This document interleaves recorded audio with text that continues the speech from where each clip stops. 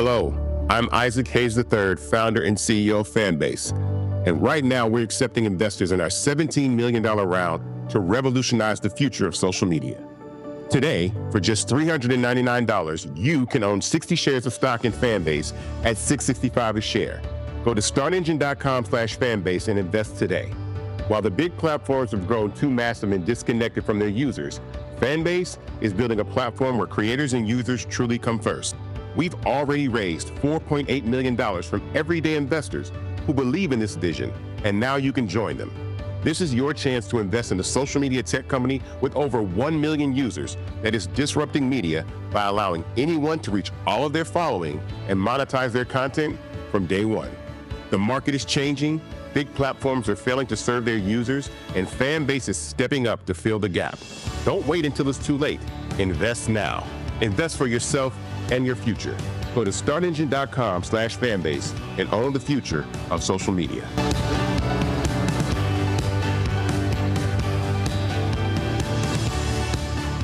Black Star Network is here. Oh, no punches! I'm real revolutionary right now. Thank you for being the voice of Black America. All momentum we have now, we have to keep this going. The video looks phenomenal. See, there's a difference between Black Star Network and Black-owned media and something like CNN. You can't be Black-owned media and be scared. It's time to be smart. Bring your eyeballs home. You dig?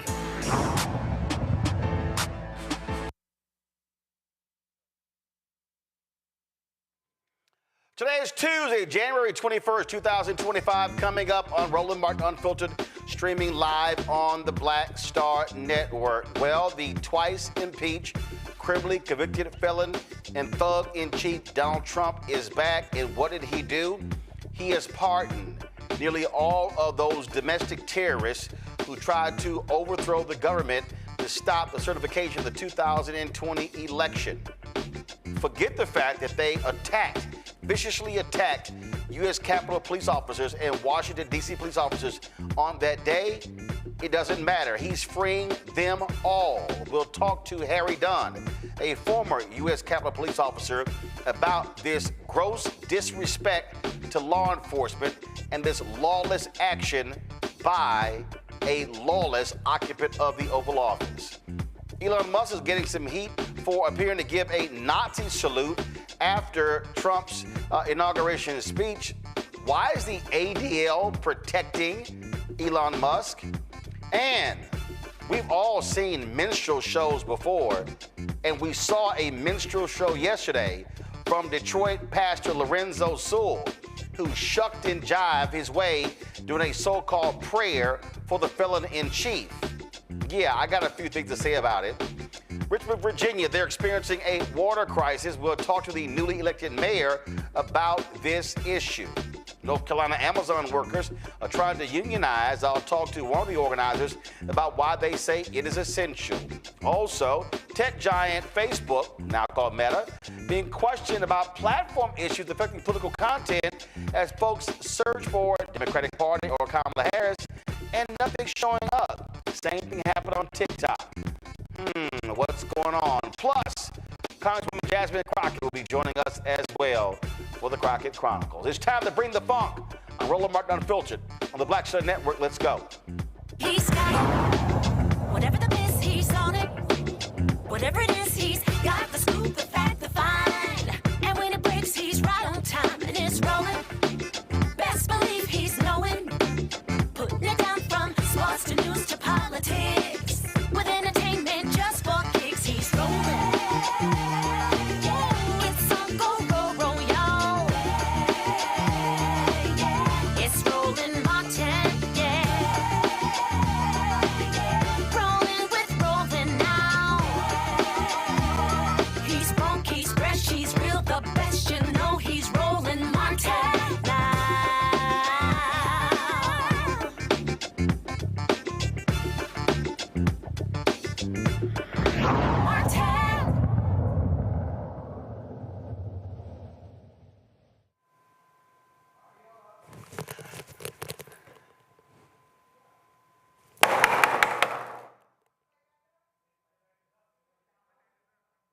Why do we pick video?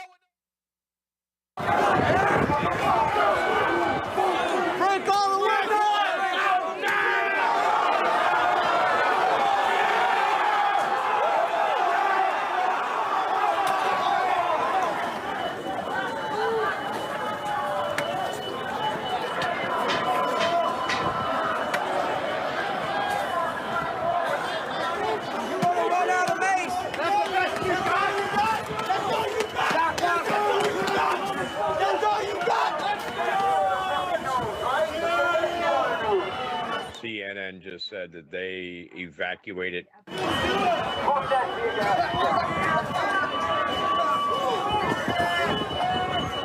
all they got! What the fuck? Let's go!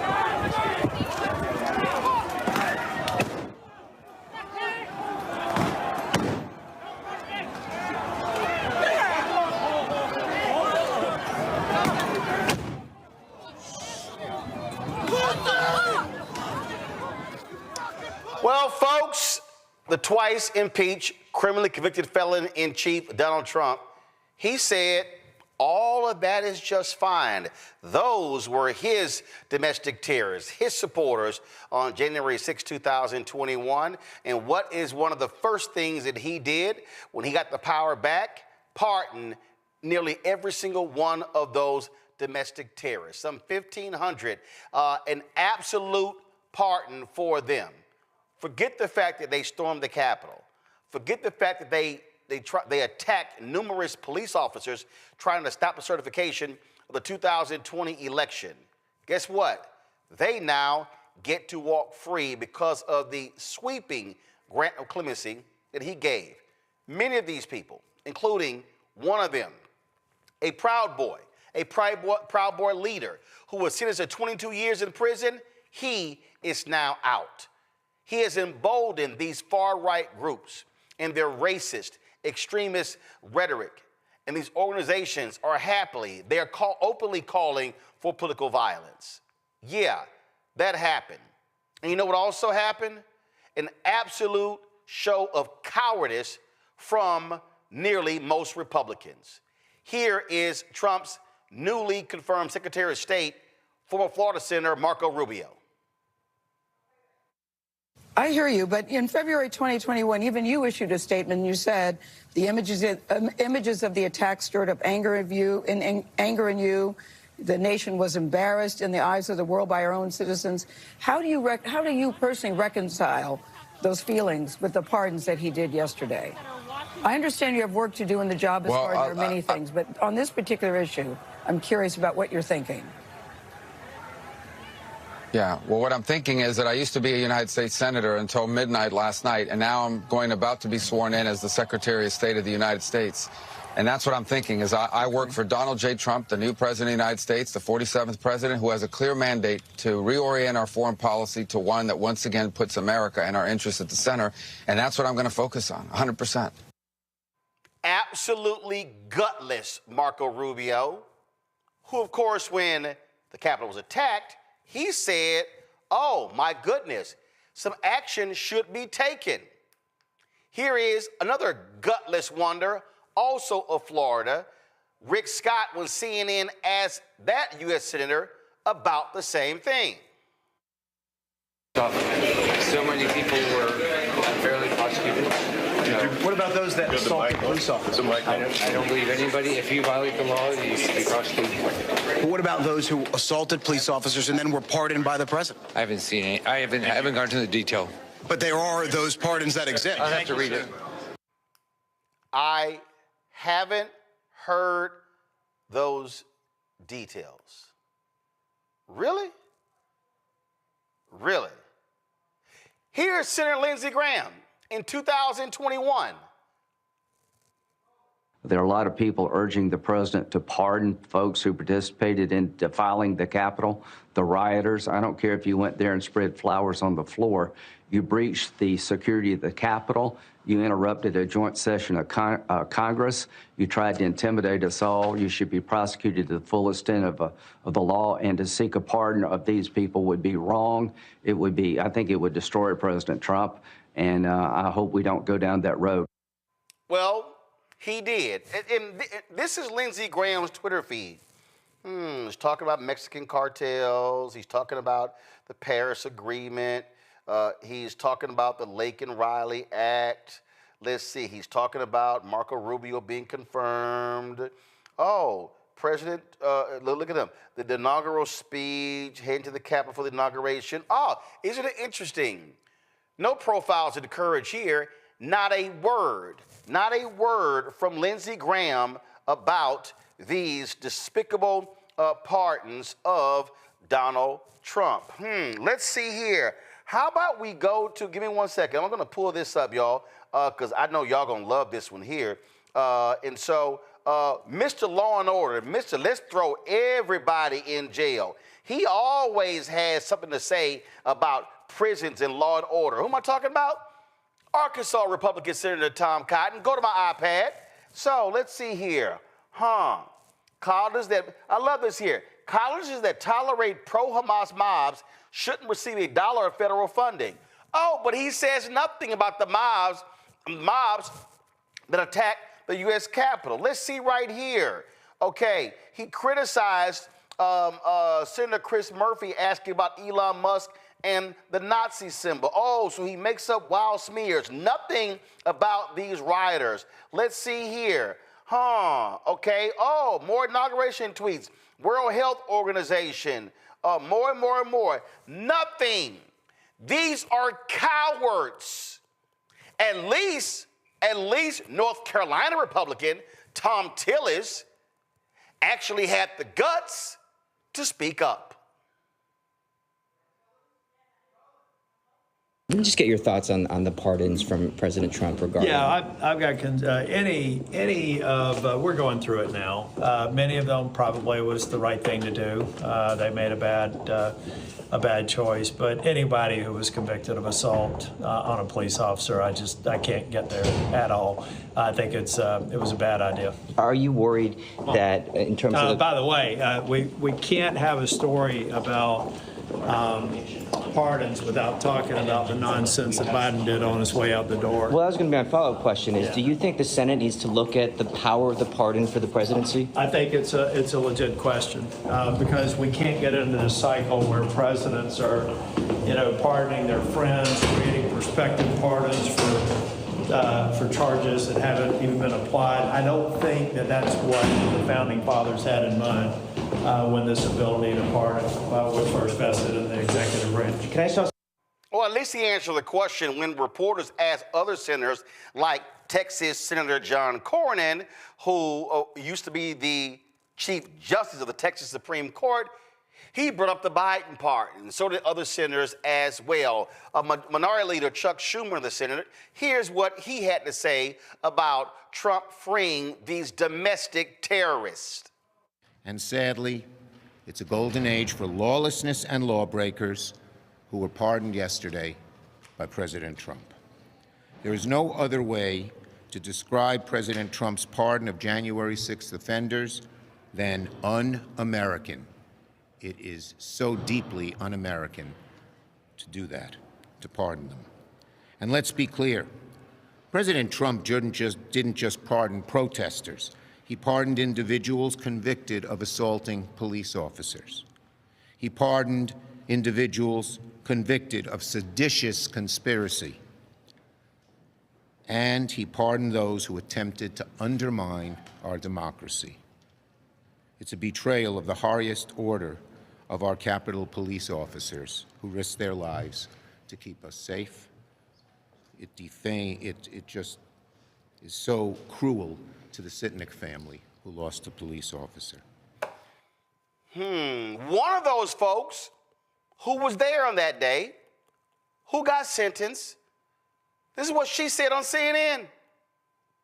That's the mega, I don't know how to explain it, but they have this way of demeaning you and putting you down.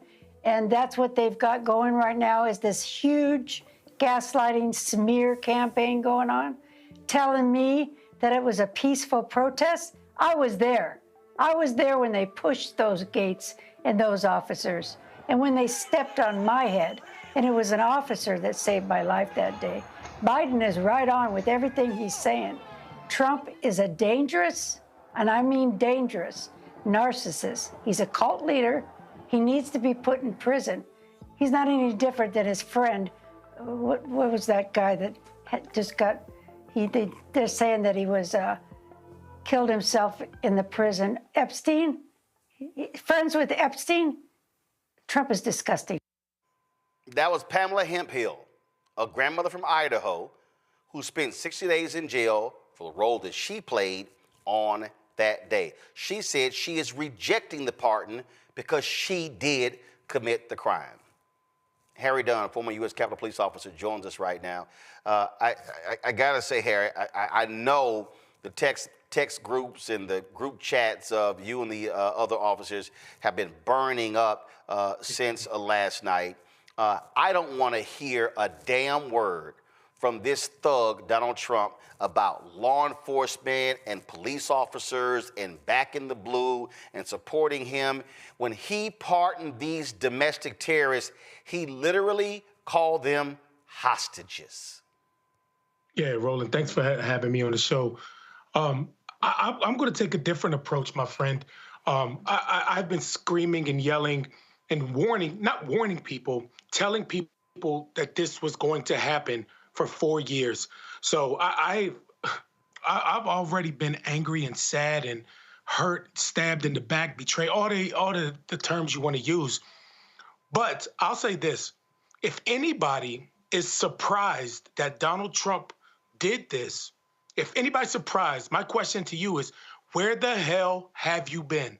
You weren't paying attention. Yep. Donald Trump is who he says he is. Yep. He did what he said he was going to do. And for people to be clutching their pearls and upset now, you had the opportunity to do something about it November the 5th. Yep. He told you what he was going to do.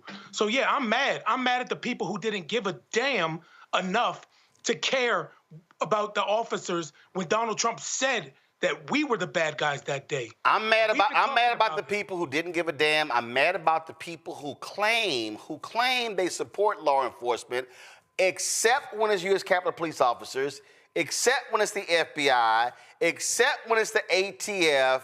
Oh, so we're going to support all law enforcement except the ones that we don't like. And you're right.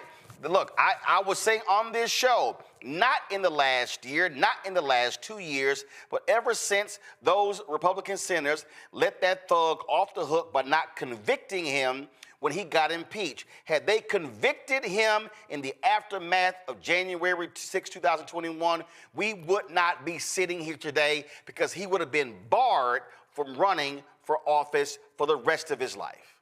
Roland, and I owe that. I'm glad that you brought that point.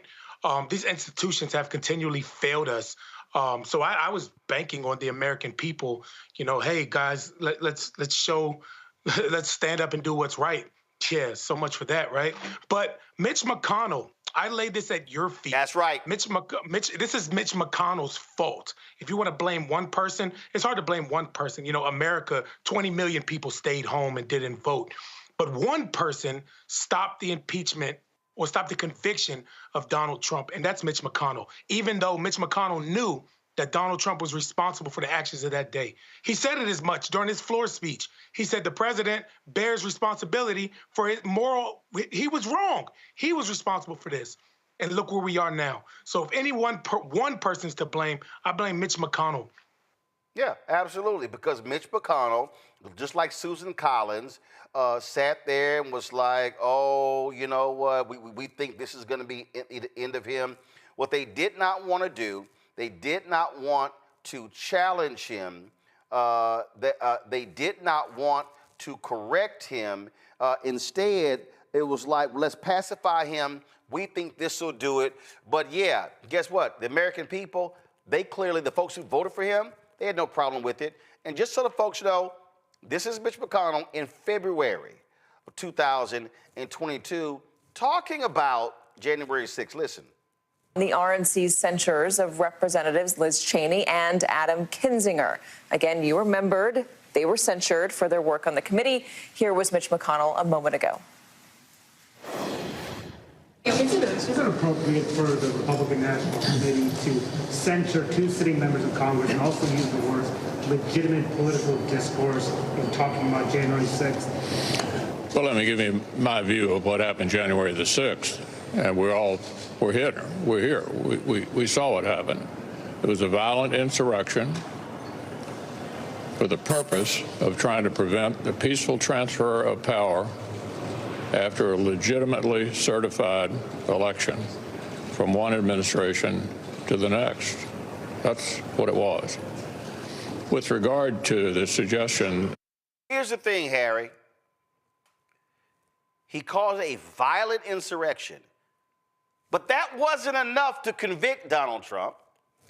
But then he wants to deny the reality that there were members of his own Senate caucus, Ron Johnson, Ted Cruz, Josh Hawley, and others, who were in on the plot to overthrow the results of the election, and they are still in power. They are still there. And that, to me, is also what is the most scary part. Not just that Thug is 2 blocks from here sitting in the White House. Is that these individuals are silent, they were complicit, and those who were not there, who were newly elected, are going along to get along. And what this should be telling everybody is all bets are off.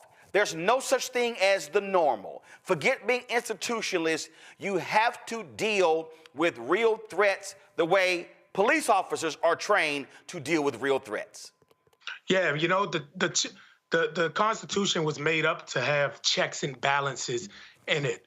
But what happens when those checks and balances are your best friends or the people that want just like you?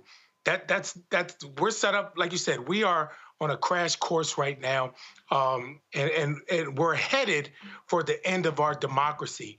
And that's just unfortunate. You know, I'm going to stay in this fight, Roland. I don't, you know, what's the alternative? You just throw your hands up and say, the hell with it. I don't accept it as an inevitability that Donald Trump is just going to end democracy in the world. No, not without a fight. He's not. You know, I don't believe it's we need to sit down. We do need to organize better. We need to get focused. There are elections in 2025. There's elections, midterms in 2026. There's an opportunity, y'all, for us. And I know a lot of people are saying the hell with this, like they don't care about me. Why should I care? I'm asking y'all as a personal favor to me. I haven't quit yet.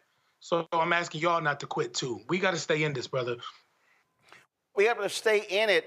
But also, I think we have to acknowledge what we are up against. We have to, when you make the point about guardrails, the reality is these Republicans have no desire whatsoever to operate with decency. They have no morals, no values, no principles, no integrity. They have none of that. I mean, the Democrats, a law was passed to put up a plaque in recognition of folks like you. And Mike Johnson and the Republicans still right now refuse to put that plaque up in the U.S. House. I'm glad you brought that up too. Yes, at this point, that's no longer playing politics. Like you said, there is a law that is on the book requiring that plaque to be up. So now we are past playing politics. That is clear obstruction by Mike Johnson. That's what Mike Johnson is doing. He's being an obstructionist because it is a law that he is not following. Another thing, he had no problem doing a favor for getting Donald Trump to get those flags raised to full staff. We just want a plaque up that's required by law. Yeah, you just did a favor. I need everybody to listen. A law was passed. A law. It's law that passed in a Republican Congress. And nope, we ain't put it up. Like the plaque is actually made. Yeah, no, it's done. They need to take it up now. And, you know, I don't know how the logistics of those work. You know, I mean, there are plenty of spaces for it, but it's a law. And every day that goes by, Mike Johnson is not putting it up. And he's in violation of the law. Yeah, I just need people to understand what we're now dealing with. And so, look, we're going to see this crap. The reality is that Thug is there for the next 4 years. But I need people to actually give a damn. I need people to actually care what's going on because you're right. He made it clear he was going to do it. And then when J.D. Vance did an interview, oh no, we're going to, I mean, people who committed violence against cops, we're not letting them out. Pam Bondi in her attorney general hearings, oh, we're going to look at every single part and case by case. What happened? Sworn in, boom. Everybody, you good. In fairness to them, well, I don't, damn fairness, but in their defense, I honestly think that they believe that. Donald Trump said F y'all, I'm going to do what I want because I can. I don't need your advice. I don't need to consult with anybody on pardons. I can do this. Donald Trump is power hungry. He's power driven. And when has Donald Trump ever taken anybody's advice? Like, never. He doesn't. And that's my point. Why are we expecting anything different out of him? Like, this is who he is. With a snake, we get mad at snakes if a snake bites you. No, you should be dumb for going around a snake. That's what snakes do. They bite you. Donald Trump is a liar. He's power-driven, and that's who he is. We should be upset at ourselves if we expect anything else but a liar-in-chief out of him. That's it. Absolutely. Harry Dunn, man, we appreciate it. And, it's unfortunate that these Republicans in MAGA claim to support law enforcement, but don't support Capitol police officers and metropolitan police officers. They don't care. They will never care. And hopefully people realize how crude and pathetic these people really are when it's time to go to the polls again. Yeah, I hope so, brother. Thanks for having me on, my friend. I appreciate it. Thanks a lot. Folks, we talk about, listen, on this show, we tried to tell you. We got T-shirts that says, we tried to tell you, FAFO 2025. Every single day, we kept warning people about this. We kept warning them about Project 2025. We kept warning this. Look, we ran this ad for the Lincoln Project that spelled out explicitly what will happen when this con man, when this thug, actually returns to the Oval Office. November 5th, 2024. Donald Trump defeats a divided and dispirited Democratic campaign. On January 20th, 2025, Donald Trump is sworn in as the 47th President of the United States. Unfortunately, he keeps his promises. Trump seizes control of a divided government, signing hundreds of executive orders implementing Project 2025. Trump replaces over 50,000 civil servants with hardline MAGA loyalists. The federal oath of office now requires declaring loyalty to the president, not the Constitution. Protected by the Supreme Court's grant of total immunity for official acts, Donald Trump orders the Department of Justice to arrest members of the January 6th Commission, current and former DOJ employees, and political opponents for treason, election interference, and conspiracy. He declares it to be an official act. Trump ends birthright citizenship by executive order and turns millions of American-born citizens into illegal aliens overnight. Mass deportations begin. Hundreds of thousands, including legal U.S. residents and American citizens, are imprisoned in newly built camps. Protests erupt. Trump addresses the nation from the Oval Office, invoking the Insurrection Act and declaring the protesters a danger to American sovereignty. He orders the National Guard to use deadly force to suppress the protests. In the wake of the bloody violence, Trump declares nationwide martial law, awarding himself new powers under the freshly signed American Sovereignty Protection Order, which defines protest of immigration policies as non-protected speech and a threat to national security. Governors in New York, California, Illinois, and elsewhere declare their opposition, promising to refuse compliance in their states. Trump orders their arrests. Trump pardons every January 6 attacker, including those who assaulted the police, and in a White House ceremony issues a new presidential medal honoring them. Many are given jobs in his administration. The Department of Education is renamed the Department of American Values and mandates a nationwide Christian nationalist curriculum for all schools receiving federal aid. Trump, joined by Speaker Mike Johnson and evangelical leaders, announces that the Department of Health and Human Services has reclassified mifepristone, making it illegal to distribute or prescribe, as well as new HHS regulations that make IVF treatments impossible to legally administer. Trump reverses one campaign promise by declaring a national abortion ban by executive order. Challenges to his authority are rejected by the Supreme Court, which has seen new appointments from Trump after it was expanded to 12 justices. He signs an executive order removing abortion records from HIPAA privacy regulations and announces a new federal data sharing program so states can monitor women's periods. Thousands are detained while crossing state lines under suspicion of seeking an abortion. Trump's acting Secretary of Defense, a disgraced ex-general, fires over 400 generals and admirals, leaving the military leaderless. Other Trump appointees purged the ranks of the CIA, FBI, and Department of Justice. By executive order, Trump withdraws the United States from NATO and ends Pentagon cooperation with Ukraine. Russian tanks enter Kyiv. Vladimir Zelensky is killed. It is announced that Trump will run for a third term, claiming he was unfairly cheated in the 2020 election. His Supreme Court ultimately agrees with this interpretation, paving the way for Trump's 2028 re-election. If you hear all this and believe it isn't possible, then ask yourself, what did you believe was impossible just 8 years ago? This isn't a fantasy. It's Trump's plan, and he's counting on you to believe it couldn't happen. Again, we tried to tell you these things were going to happen. We told you this man was petty. We told you he was shameful. We told you he was pathetic. And guess what? Some of y'all still voted for him. And so for the people who are like, oh my God, I can't believe this. Why? The thug literally said it. He signed a series of executive orders getting rid of all DEI.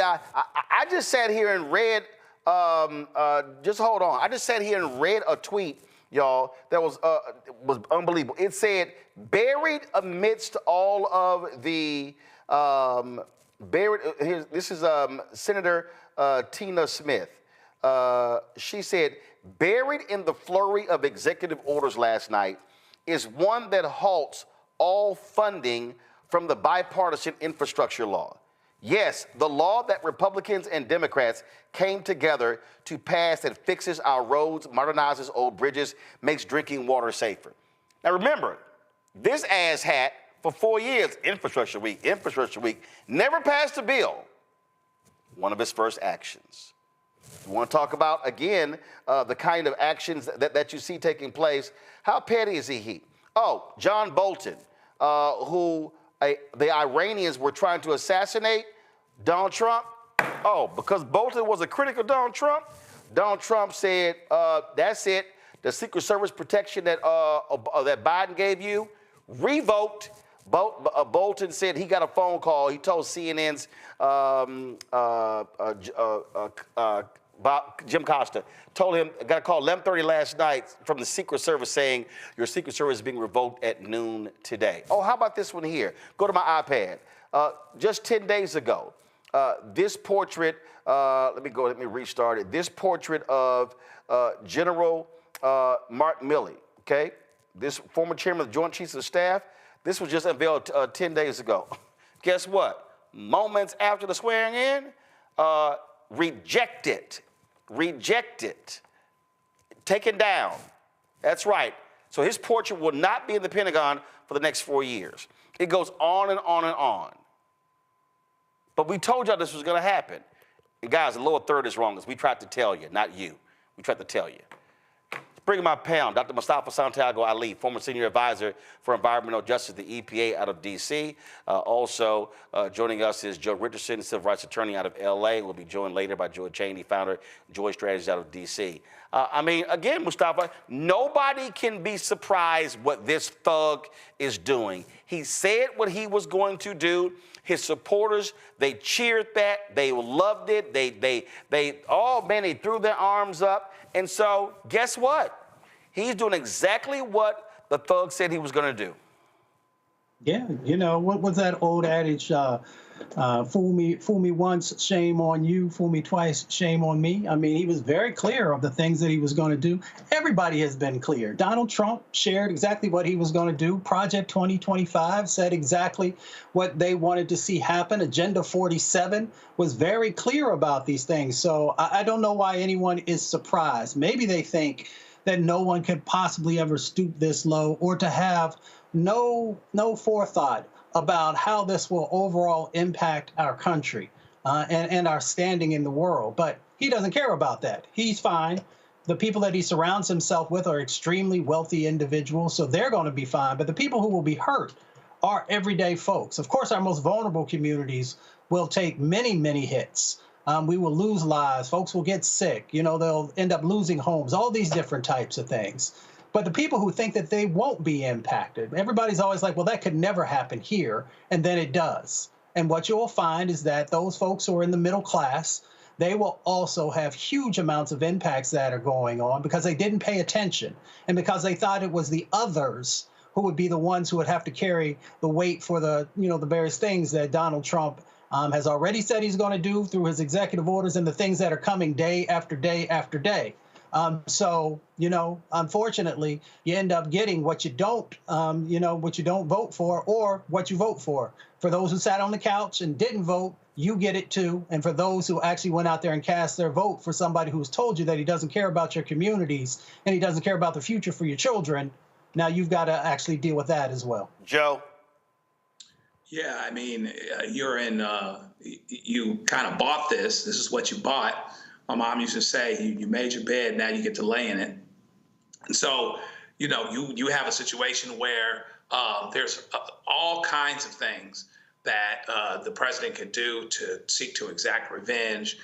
There's no discussion, if you'll notice, about prices, the things that actually people, well-intentioned people, they got it wrong, but well-intentioned people were hoping that he'd do. No indications related to that. If anything, it's the opposite. What's the point of stopping funding from the infrastructure law? Maybe just despite that Biden got it done, but he didn't. What's the point with, letting all of these folks off related to this insurrection? Well, just letting the folks off that went along with him and did basically what he told them to do. And so, yeah, this is just the beginning, and you're going to have to kind of fasten your seatbelts because there's no way that the things that he is doing are not going to affect regular people.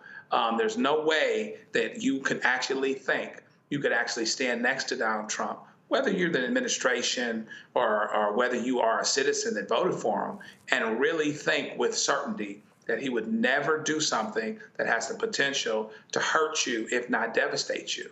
And that's just kind of where we are, and people are going to have to find out the hard way. Oh yeah, they're gonna find the hard way. And again, I'm not shocked when it went down yesterday. It's not like people were texting me in group chats. They were going, all 1,500. I was like, oh yeah, sweeping pardon, full, absolutely. And Lincoln Project's right. Oh, don't be shocked if this man invites them to the White House for a big lawn party. Don't be surprised. Hell, he might literally give all of them the Presidential Medal of Freedom. I wouldn't put none of that past him, Mustafa, because this is his army. These are his thugs. This is his militia. And people need to be concerned because what he's saying is, if people do harm in my name, I'm going to hook them up. Well, he's got to feed the base, right? So, he's got his soldiers, right, that are out there. These folks, these insurrectionists, so of course we know are domestic terrorists. He has got to continue to feed the base. So, yeah, congressional medals, but he's got to also continue to do the most outrageous things because that is what they signed on for and what they expect from him. So when you see these actions that he said he was going to do around immigration, separation of families, trying to, do some things around the 14th Amendment, he gets that, from previous presidents, who have done some really just amazingly egregious things who are for racists. So when you look at all these different types of things that he has to do, when he is willing to destroy the environment, when he's willing to go after environmental injustices, even though he knows lower wealth white communities will also be impacted by dirtier air and dirtier water, when he tries to strip away education, he knows who's going to be impacted by that. So he's got to continue to feed the beast that he has created and the beast that evidently he is. We've just got to make sure that we are organizing and mobilizing and, utilizing the few opportunities that actually will exist in the court system.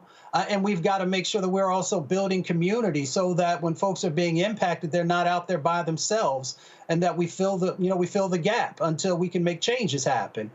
So we've got to understand that we still have power. It's less, it's harder to get our arms around, but we can't just throw our arms up in the air and say we're just going to allow these egregious things to happen. We have to stand in community. Oh, absolutely. And so it's just about being real, about being honest. I think I think that what you're doing here is people just don't understand. I do want to bounce this off of y'all. I just saw this here. So do everybody remember when Vice President Kamala Harris was swearing in the senators, and so Deb Fisher of Nebraska was sworn in, and her asshole of a husband did this here? Watch this here.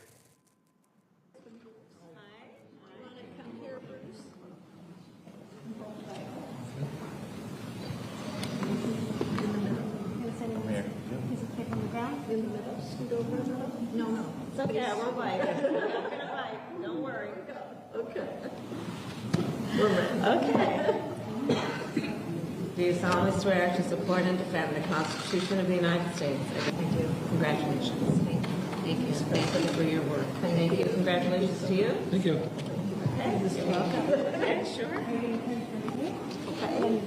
That way just a little bit. There you go. Thank you so much. Ready? 1, 2, and 3.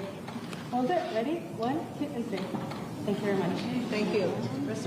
Okay. And of course, he was just quite arrogant, not even wanting to shake her hand, walking off. Well, CNN's Edward Isaac Dovier posted this here. Give me 1 second. Let me close this box. I saw this story and I said, ooh, I just love this here. Headline, go to my iPad. At White House tea, Imhoff rebuffed the man who didn't shake Harris's hand. It said here, at the ceremonial tea at the White House before the motorcades head to the U.S. Capitol, the former second gentleman, Doug Imhoff, refused a handshake from Bruce Fisher, the husband of inauguration co-chair Nebraska Senator Deb Fisher. A person familiar with the interaction tells CNN. The tense moment came after a violent exchange, blah, blah, blah, blah, blah. It says, let's see here. It was still on Imhoff's mind on Monday. Why would you try to shake my hand, he told Bruce Fisher, when you wouldn't shake my wife's hand? It says the vice president and the senator were not involved in the interaction, even though Bruce Fisher did later make his way back over to apologize, the source told CNN. And by the time they headed to the car to the Capitol, tempers had cooled, and there was a cordial conversation which touched on golf, among other things. I'm with Doug 100%, Joe. Your punk ass disrespect my wife? No, I ain't shaking your punk ass hand. Doug, listen, Doug is a real one. You remember when they were on the stage that time, that person walked up to him, and you saw the look on Doug's face. Doug was looking like Thug Life. He ran up there in front of the security. So, Doug is down for his wife now. I love me some Doug now. But this is what lets you know kind of what you're dealing with. You've got this man who would actually have enough nerve not to even shake the vice president's hand and then go to her husband like everything is everything. No problem at all. So he doesn't even see them as one. He doesn't even see them. He doesn't even see them as God would see them, right? Those of us that are church-going folk, and I give you 10-1, he showed up at church on time on Sunday. I bet you, okay?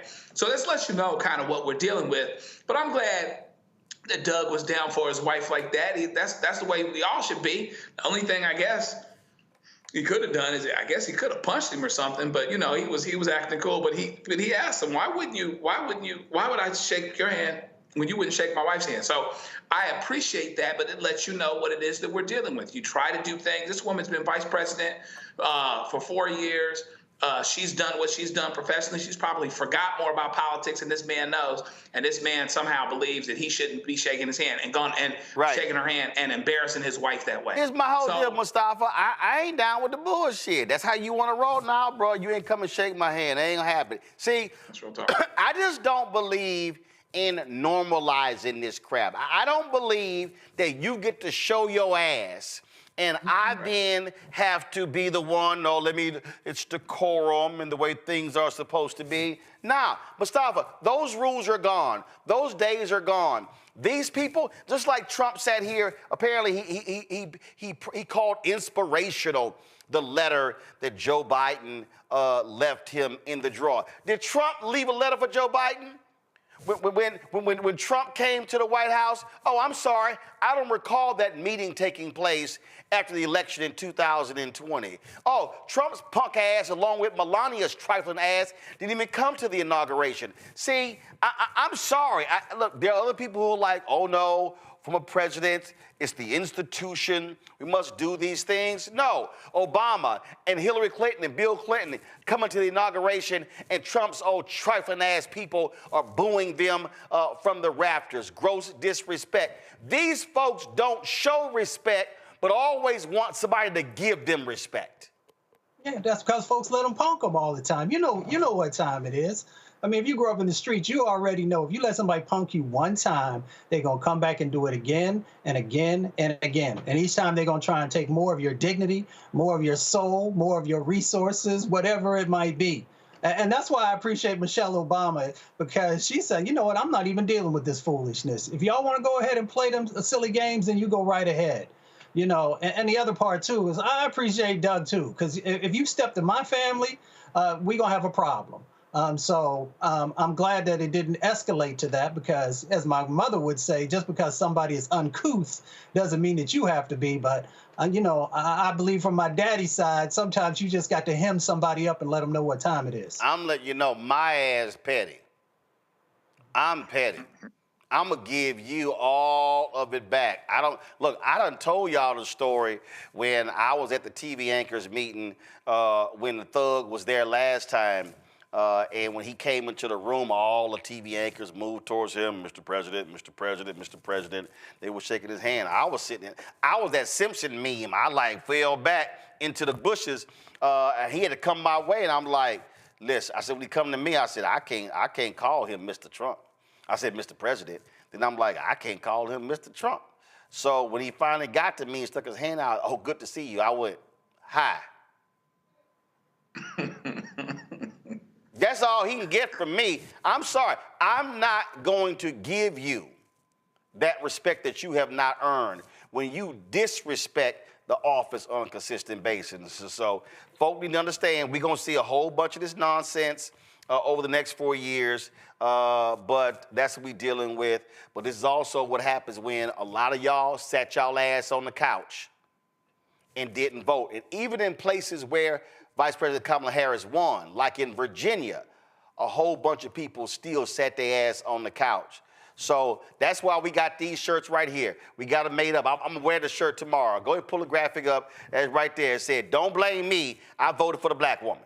So if y'all want to get that shirt, y'all can go to rolandmartin.creator-spring.com or go to the Black Star Network to get y'all merchandise. But don't blame me. I voted for the black woman. I see my next guest is laughing at that. Richmond, Virginia's water treatment plant failed has led to a boil water advisory, leaving thousands without access to clean water. The new mayor, Dr. Danny Avila, has been spending his initial days in office addressing this long-standing problem. He joins us right now. Mayor, I say you got a kick out of that shirt there. Sign me up, Roland. I'm ready for it. I'm just letting you know. I got about 4 or 5 of those. I'm gonna get the sweatshirt. That's all I'm rocking for the next 4 years. So when somebody start complaining, I'm gonna say who you voted for. And if they say they voted for Trump or they didn't vote, I'm the wrong one. Let's talk about this water problem. This is what you inherited. What the heck is going on in the capital city of Virginia? Yeah, well, you know, things are on a better trajectory now, but those early days were rough. You know, we had a power outage that led to a failure of the water plant and flooding. And so a lot of our equipment, our pumps and filters got damaged. And, you know, we were about 2.5 days without producing any water. And then because we were out of service for so long, we needed to wait about another 48 hours before we could clear the water to drink. And so we were under a boiling water advisory for about 5.5 days. And yeah, it was a hard thing for our community, and understandably. I mean, you recognize how important water is to just every part of your everyday life. Well, absolutely. And so you lost power. Now, so, you know, how are you assessing those, you know, critical city services so you don't run into this problem again?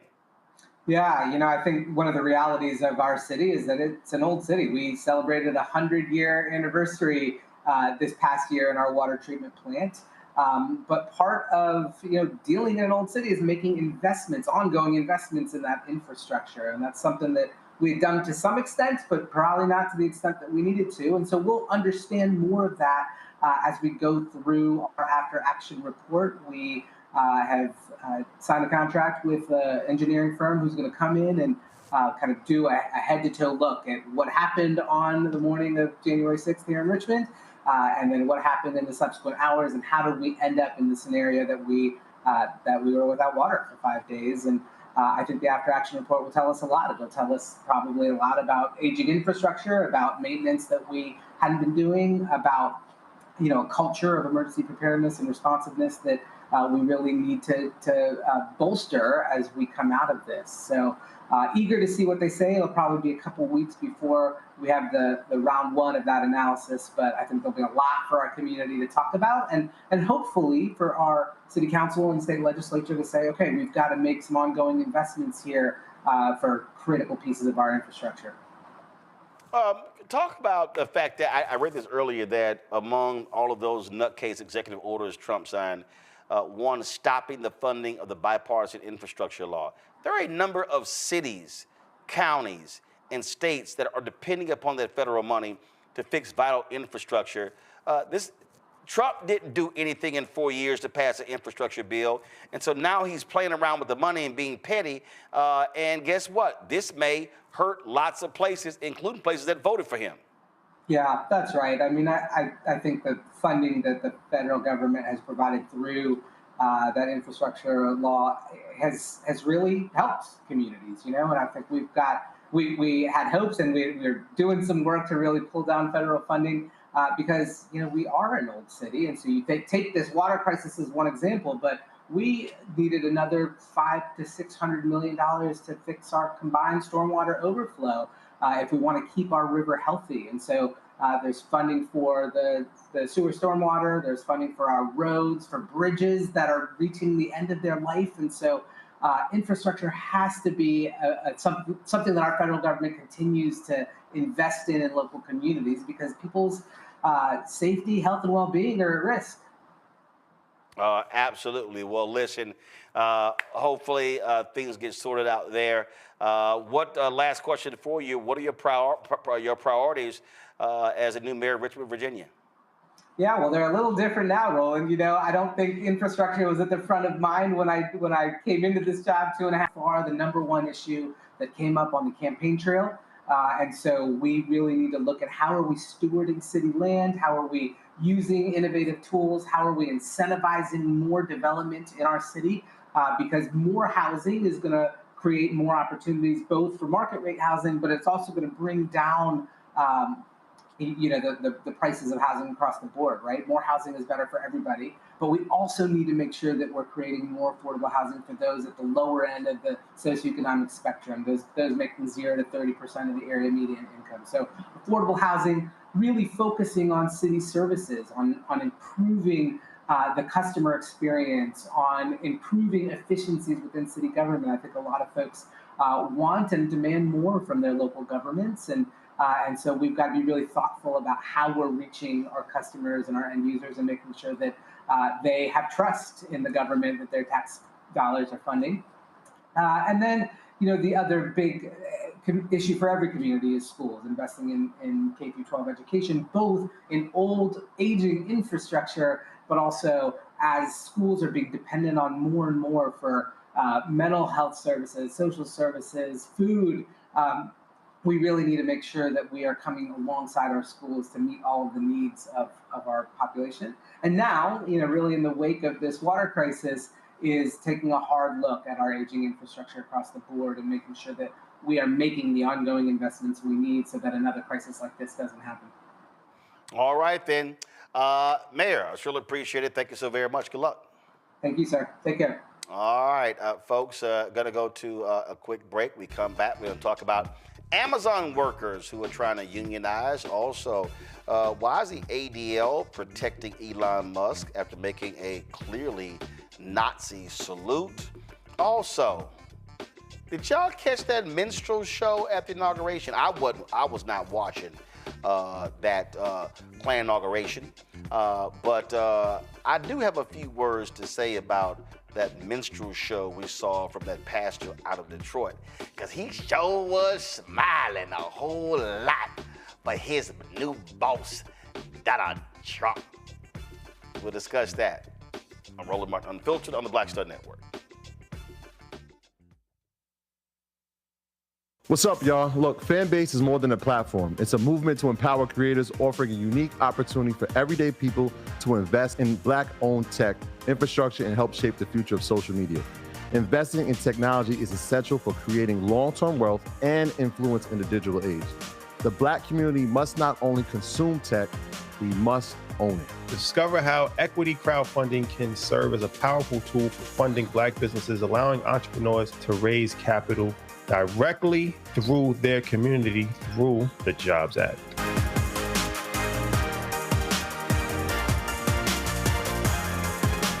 Coming soon to the Black Star Network. But y'all, when you're on that stage, or when you're and you're seeing 2 and 3 or 4 generations in the audience, that's got to speak to you about the power of what y'all have become. Oh, most definitely. I think we were doing our show before our break, and remember, I was watching this kid. I could not take my eyes off him because he was about 9 or so. He was sitting in the front row with his over on the right hand side. Yes. I was amazed that this kid knew everything, and I was like tripping to see how many songs this kid actually knew. And he knew them all. And he knew them all. We had to go over there and bring him on stage and take a picture with him, at the end of the show and stuff, because it was just that amazing. It's like, this is crazy. The music travels everywhere, like what Philip was saying, seeing this young kid. Then you hear our songs on commercials, cold commercials. Then you have the younger ones that hear our music in animation.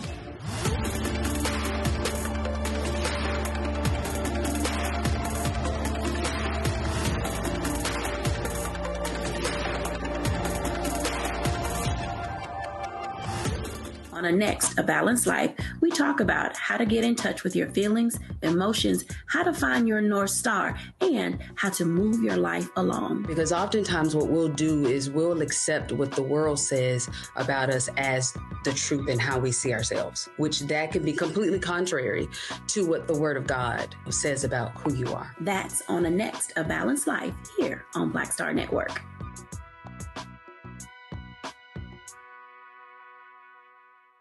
Hey, this is Motown recording artist Kim. You are watching Roland Martin Unfiltered. That boy, he always unfiltered, though. I ain't never known him to be filtered. Is there another way to experience Roland Martin than to be unfiltered? Of course he's unfiltered. Would you expect anything less? Watch what happens next.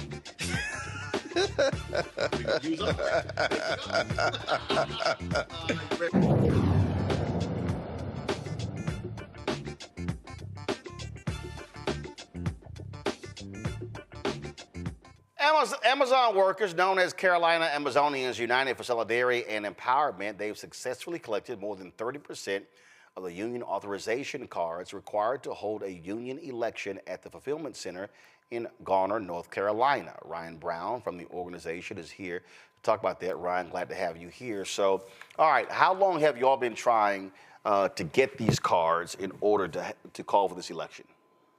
First of all, thank you, Brother Roland, for having us on the show. I'm a huge fan of yours. I've read your book, White Fear, and we've been collecting cards we're not collecting cards, but we've been organizing for 3 years. And on the 3rd anniversary of the birth of calls, that is when we filed for an election and met an agreement with Amazon for an election, which was January the 7th. So, look, we see there have been issues in other places. Amazon workers, I believe, was in Mississippi or Alabama, were trying to unionize, and that did not happen. What will it take for this to be successful? And how many people, first of all, are working at this fulfillment center, and how many votes do you need? Thank you. So we have roughly 4,700 workers in the Garner, North Carolina facility. This facility is a building that is probably 75% workers of color. Amazon, they are predators of Black and brown communities. 70% of their warehouses are strategically placed in low income and neighborhoods and where they can find cheap labor. And to win this election, this is going to be just a 51%. Whoever reaches 51% wins the election. But it's going to be a collective effort for the community as well, because everyone in America probably knows at least some person who has at least worked at an Amazon facility. So, look, I mean, Amazon, according to its critics, have played dirty when it comes to stopping people from unionizing. Are y'all prepared for the battle that you no doubt are going to face? We have experienced all of the union busting tactics that Amazon has thrown our way. It is in their DNA to be very brutal with their union busting.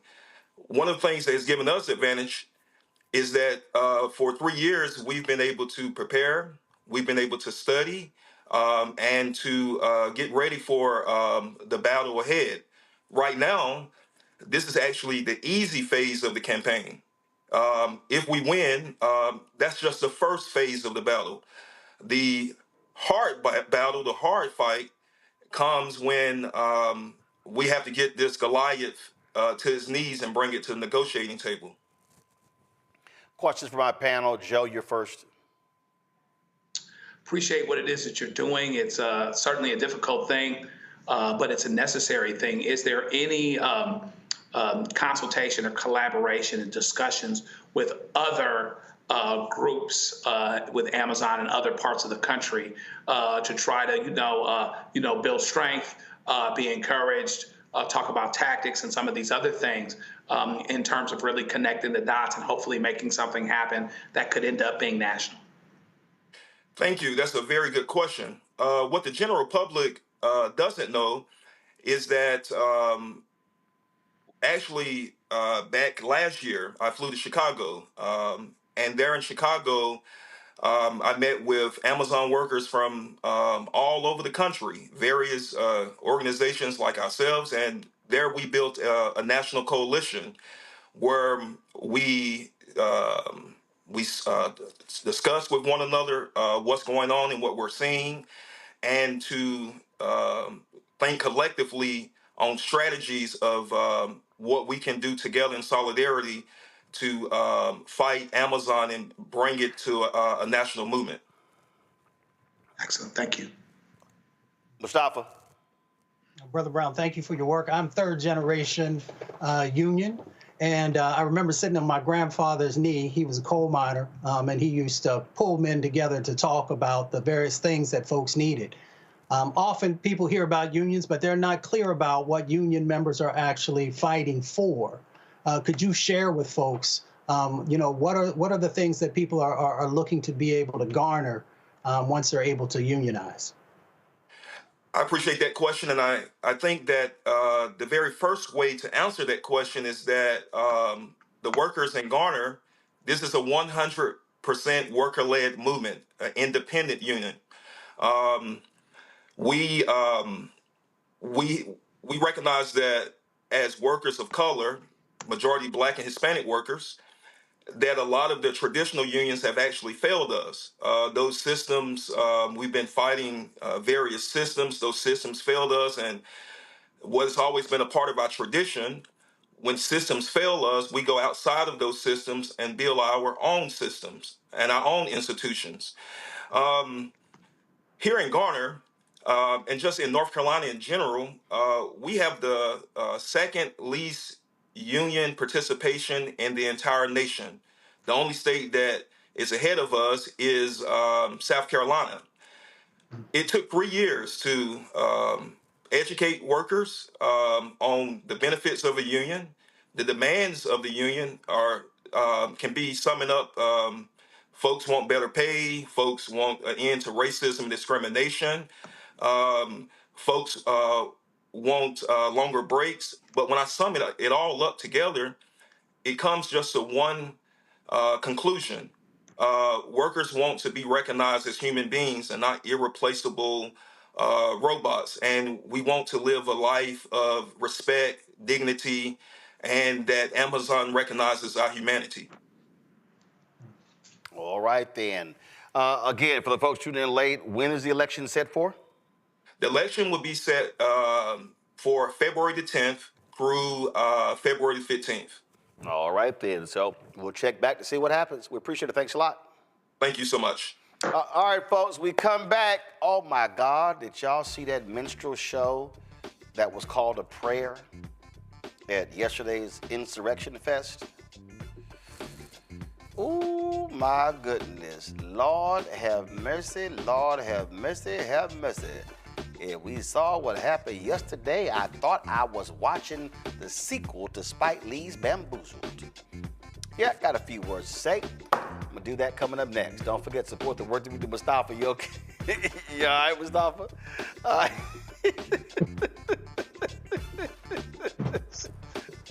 That's right. I don't know what we gonna do, boss, but I'll be right here for you. All right, y'all, we're gonna discuss that next. Support the work that we do. Join our Bring the Funk fan club. If you want to give via Cash App, do so with the Stripe QR code. It's right here. If you're listening, go to blackstarnetwork.com. You can support us via PayPal, R Martin Unfiltered, Venmo's RM Unfiltered, Zelle, Roland at RolandSMartin.com, Roland at RolandMartinUnfiltered.com. And of course, you can send your check and money order to P.O. Box 57196, Washington, D.C., 20037-0196. Back in a moment. Hello, I'm Isaac Hayes III, founder and CEO of Fanbase. And right now, we're accepting investors in our $17 million round to revolutionize the future of social media. Today, for just $399, you can own 60 shares of stock in Fanbase at $665 a share. Go to startengine.com/fanbase and invest today. While the big platforms have grown too massive and disconnected from their users, Fanbase is building a platform where creators and users truly come first. We've already raised $4.8 million from everyday investors who believe in this vision, and now you can join them. This is your chance to invest in a social media tech company with over 1 million users that is disrupting media by allowing anyone to reach all of their following and monetize their content from day one. The market is changing, big platforms are failing to serve their users, and Fanbase is stepping up to fill the gap. Don't wait until it's too late. Invest now. Invest for yourself and your future. Go to startengine.com/fanbase and own the future of social media.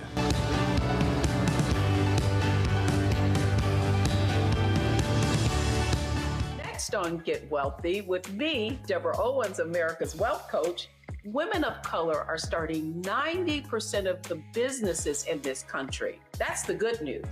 The bad news, as a rule, we're not making nearly as much as everyone else. But joining us on the next Get Wealthy episode is Betty Hines. She's a business strategist, and she's showing women how to elevate other women. I don't like to say this openly, but we're getting better at it. Women struggle with collaborating with each other. And for that reason, one of the things that I demonstrate in the sessions that I have is that you can go further together if you collaborate. That's right here on Get Wealthy, only on Black Star Network. Now streaming on the Black Star Network. I was challenged by my uncle early on, before I even had a career. Like I was maybe 8 years old, and my uncle said, "What do you want to do?" And I told him I wanted to be a rapper.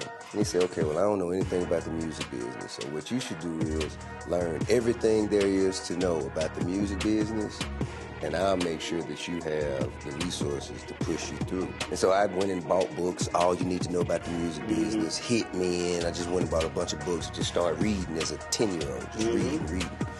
And so I learned, all things licensing, mechanical rights. I learned about publishing, learned about how composition is broke up into two pieces, the writer's portion and the producer's portion. But by the time I actually learned, I came back and I was ready to okay, I got it. He was going to prison. So I had all this information. All this knowledge. All this knowledge. You like, well, what am I supposed to do with it now?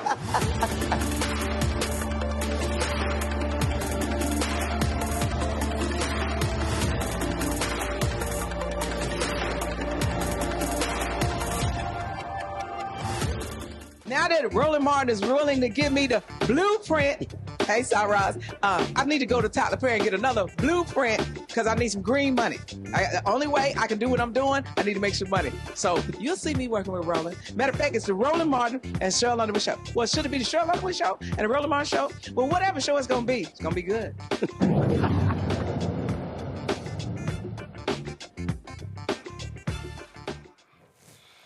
All right, folks, now, y'all already know, I did not watch that crap yesterday. We were in Memphis with Reverend Dr. William Barber. I told y'all I wasn't going to watch it. We were not even streaming it. We wasn't doing any of that. But then all of a sudden, Lord have mercy, folk started texting me, started calling me. And this how it all started. What the hell was that? Did you see that? Did you hear that? And I was like, what are y'all talking about? And they were talking about the closing prayer that was led by that fool out of Detroit, Lorenzo Powell. Is it Lorenzo Small? What's his last name? Oh, Sewell. I thought it was Lorenzo Small. Okay, Lorenzo Sewell. If y'all missed it, go ahead and roll it. We pray that you use our president, that we will live in a nation where we will not be judged by the color of our skin, but by the content of our character. Heavenly Father, in the name of Jesus, we are so grateful today that you will use our 47th president so we would sing with new meaning, my country, 'tis of thee. Sweet land of liberty, of thee I sing. Land where my fathers died, land of the pilgrim's pride, from every mountainside. Let freedom ring, and because America is called to be a great nation, we believe that you will make this come true. So let freedom ring. From the prodigious hilltops of New Hampshire, let freedom ring. From the mighty mountains of New York, let freedom ring. From the heightening Alleghenies of Pennsylvania, let freedom ring. From the snow-capped Rockies of Colorado, let freedom ring. From the curvaceous hilltops of California, but God, we're asking you not only that, let freedom ring from Stone Mountain, Georgia. Let freedom ring from Lookout Mountain of Tennessee. Let freedom ring from every hill and every molehill in Mississippi, from every state, every city, every village, and every hamlet.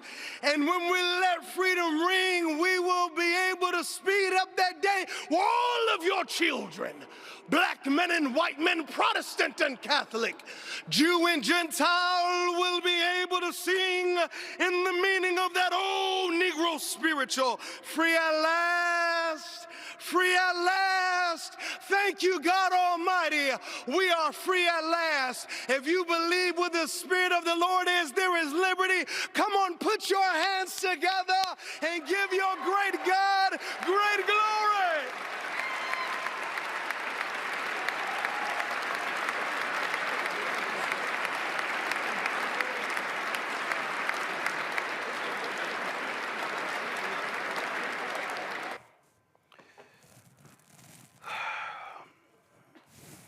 You know what I can't stand? I can't stand, and let me be real clear with y'all, and y'all know that there are certain words I do not use on this show I don't let people use it. I don't use it.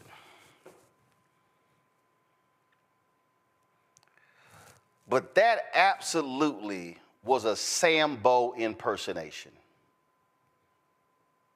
That was a minstrel show. That was a damn abomination where that ratchet-ass so-called preacher would dare use the words of Reverend Dr. Martin Luther King Jr. that he delivered on August 28, 1963, at the March on Washington for Jobs and Freedom, that he would bastardize those words at the behest in a prayer for a fake Christian, for a man who is atrocious and pathetic. And see, what's even more, and the reason I say bastardized, because this so-called preacher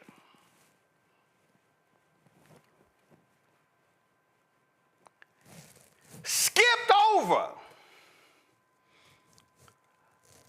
what King said at the top of the speech.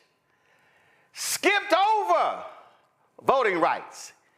He skipped over the check stamp insufficient fund. He skipped over police brutality. See, what he did is what all these other white Republicans love to do. They love to talk about the bottom of the I Have a Dream speech. They love that part, but they never want to deal with the real stuff in the top. See, they don't want to deal with the reality of what folk are facing. No, what he'd rather do was do some fake-ass audition for Juilliard or some acting school by standing there and waving his hands and just all of this. He reminded me of Spike Lee's movie Bamboozled. Roll it. Make headlines.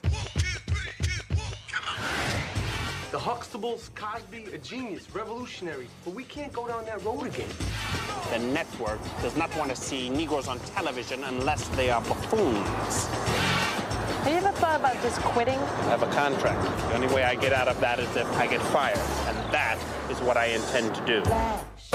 I know you're familiar with minstrel shows, variety shows, like in Living Color. Right. That was dope. Man Tan, the new millennium minstrel show. We're gonna need a little more money for this. This could be bigger than Friends, Ally McBeal, even my boys Amos and Andy. Damn. You're putting white actors in blackface? We're using black actors with blacker faces. Hollywood.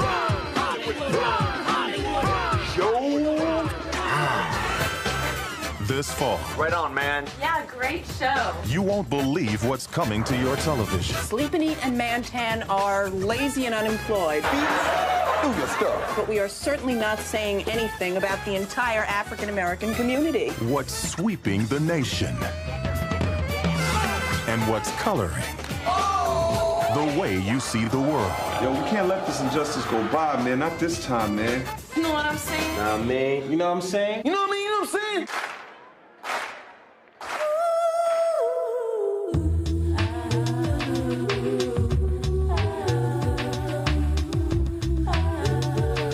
You notice that everybody white want to be black.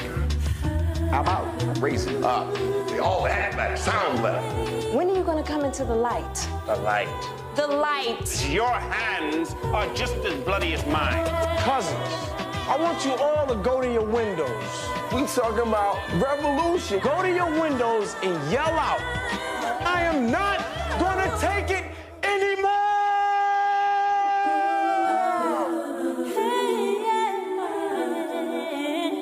I don't want anything to do with anything black for at least a week.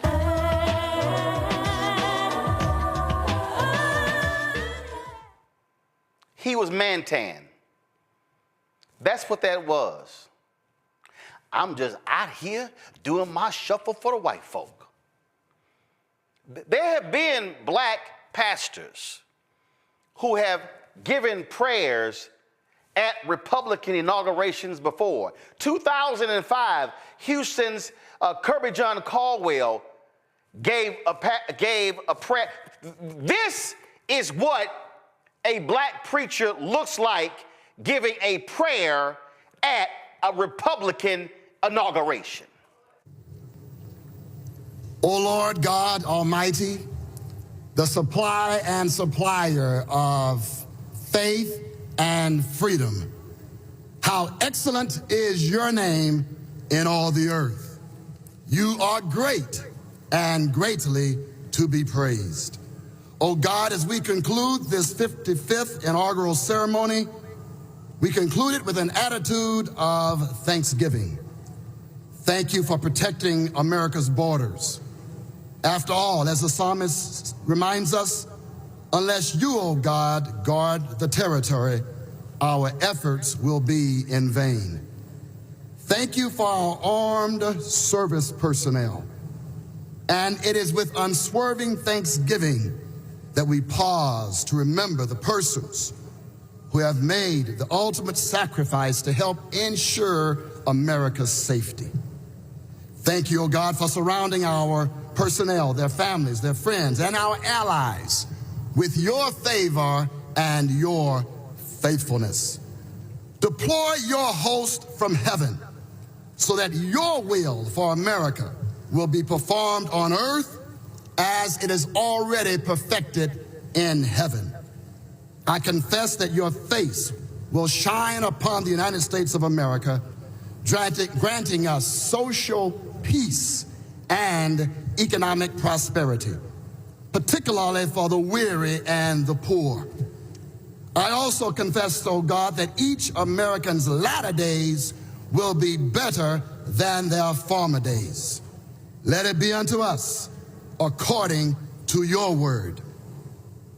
Rally the Republicans, the Democrats, and the independents around your common good so that America will truly become one nation under God, indivisible, with liberty, justice, and equal opportunity for all, including the least, the last, and the lost. Bless every elected official right now. Oh God, I declare your blessings to shower upon our President George W. Bush. Bless him, his family, and his administration. I once again declare that no weapon formed against them shall prosper. And God, forgive us for becoming so ensnarled in petty partisan politics that we miss your glory and flunk our purpose. Deliver us from the evil one, from evil itself, and from the mere appearance of evil. Give us clean hearts so that we might have clean agendas, clean priorities and programs, and even clean financial statements. And now unto you, O God, the one who always has been and always will be, the one King of kings and the true power broker, we glorify and honor you. Respecting persons of all faiths, I humbly submit this prayer in the name of Jesus Christ. Amen.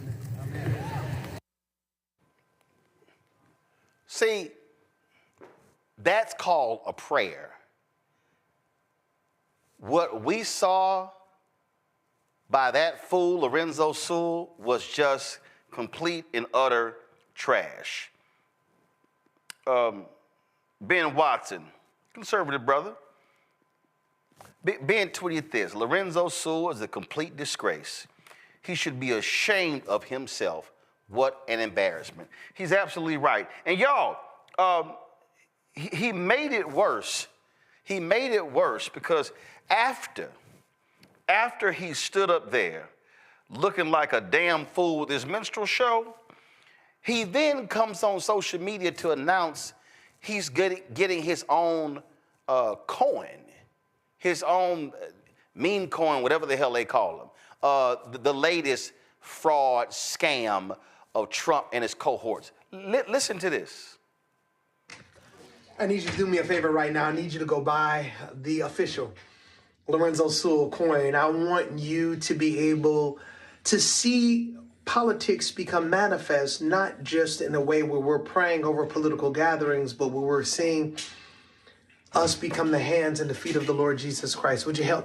Now, y'all notice in that despicable mocking of Dr. King, this in that minstrel show, Lorenzo Mantan Sewell made no mention of Jesus and the poor. Lorenzo Mantan Sewell made no mention of the least of these. Lorenzo Mantan Sewell made no mention of Democrats and Republicans coming together to do what's right for the American people. No, what he did was give a minstrel performance for the ages to the world. That's what he did. But see, he didn't have the dignity nor the biblical understanding nor the gravitas nor the common sense of Bishop Marion Edgar Budd, the bishop of the Episcopal Church Diocese of Washington, D.C., because see, today they had a national prayer service, and in her prayer, this is what she said to Trump and Vance and others assembled in the National Cathedral. Let me make one final plea, Mr. President. Millions have put their trust in you. And as you told the nation yesterday, you have felt the providential hand of a loving God. In the name of our God, I ask you to have mercy upon the people in our country who are scared now. There are gay, lesbian, and transgender children in Democratic, Republican, and independent families, some who fear for their lives. And the people who pick our crops and clean our office buildings, who labor in poultry farms and meatpacking plants, who wash the dishes after we eat in restaurants and work the night shifts in hospitals, they may not be citizens or have the proper documentation. But the vast majority of immigrants are not criminals. They pay taxes and are good neighbors. They are faithful members of our churches and mosques, synagogues, wadara, and temples.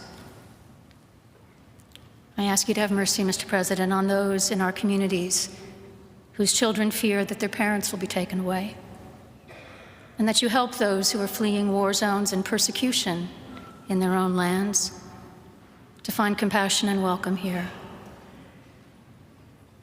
Our God teaches us that we are to be merciful to the stranger, for we were all once strangers in this land.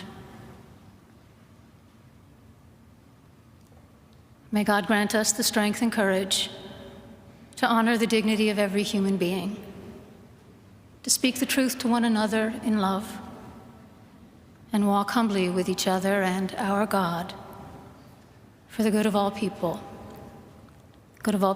in this nation and the world. Amen.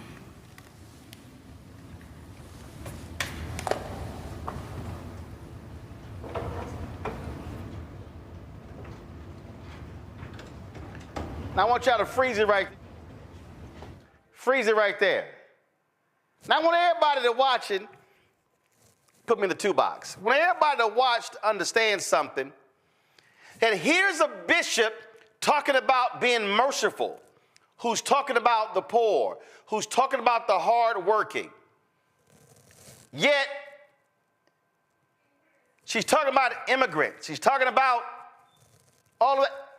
It's two immigrants sitting on the front row. Trump's wife, Vance's wife. Go to full screen of them.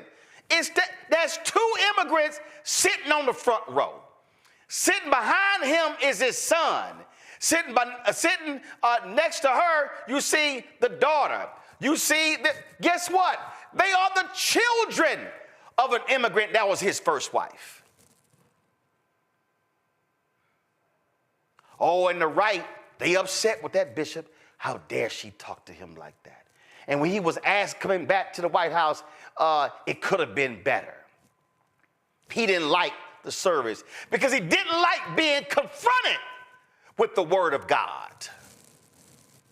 He didn't like a prophetic voice challenging him to do what's right. You know why? Because just yesterday, this modern version of King Saul stood up at the inauguration and chastised and condemned and just ripped apart the administration of Biden and Harris sitting right beside him. He didn't have a sense of dignity. He didn't have any morality. He didn't have any decency. He didn't put forth a vision of the nation moving forward. Talked about how awful and degrading and how bad things have been. That's because he is not a Christian. He is not a moral man, because if you actually know the word, if you actually go to church, by the way, no president has gone to church more than Joe Biden. If you understand the power of the word, then you would have never, ever said this. Go to my iPad. Thinking, which is a great book. But have you ever asked God for forgiveness?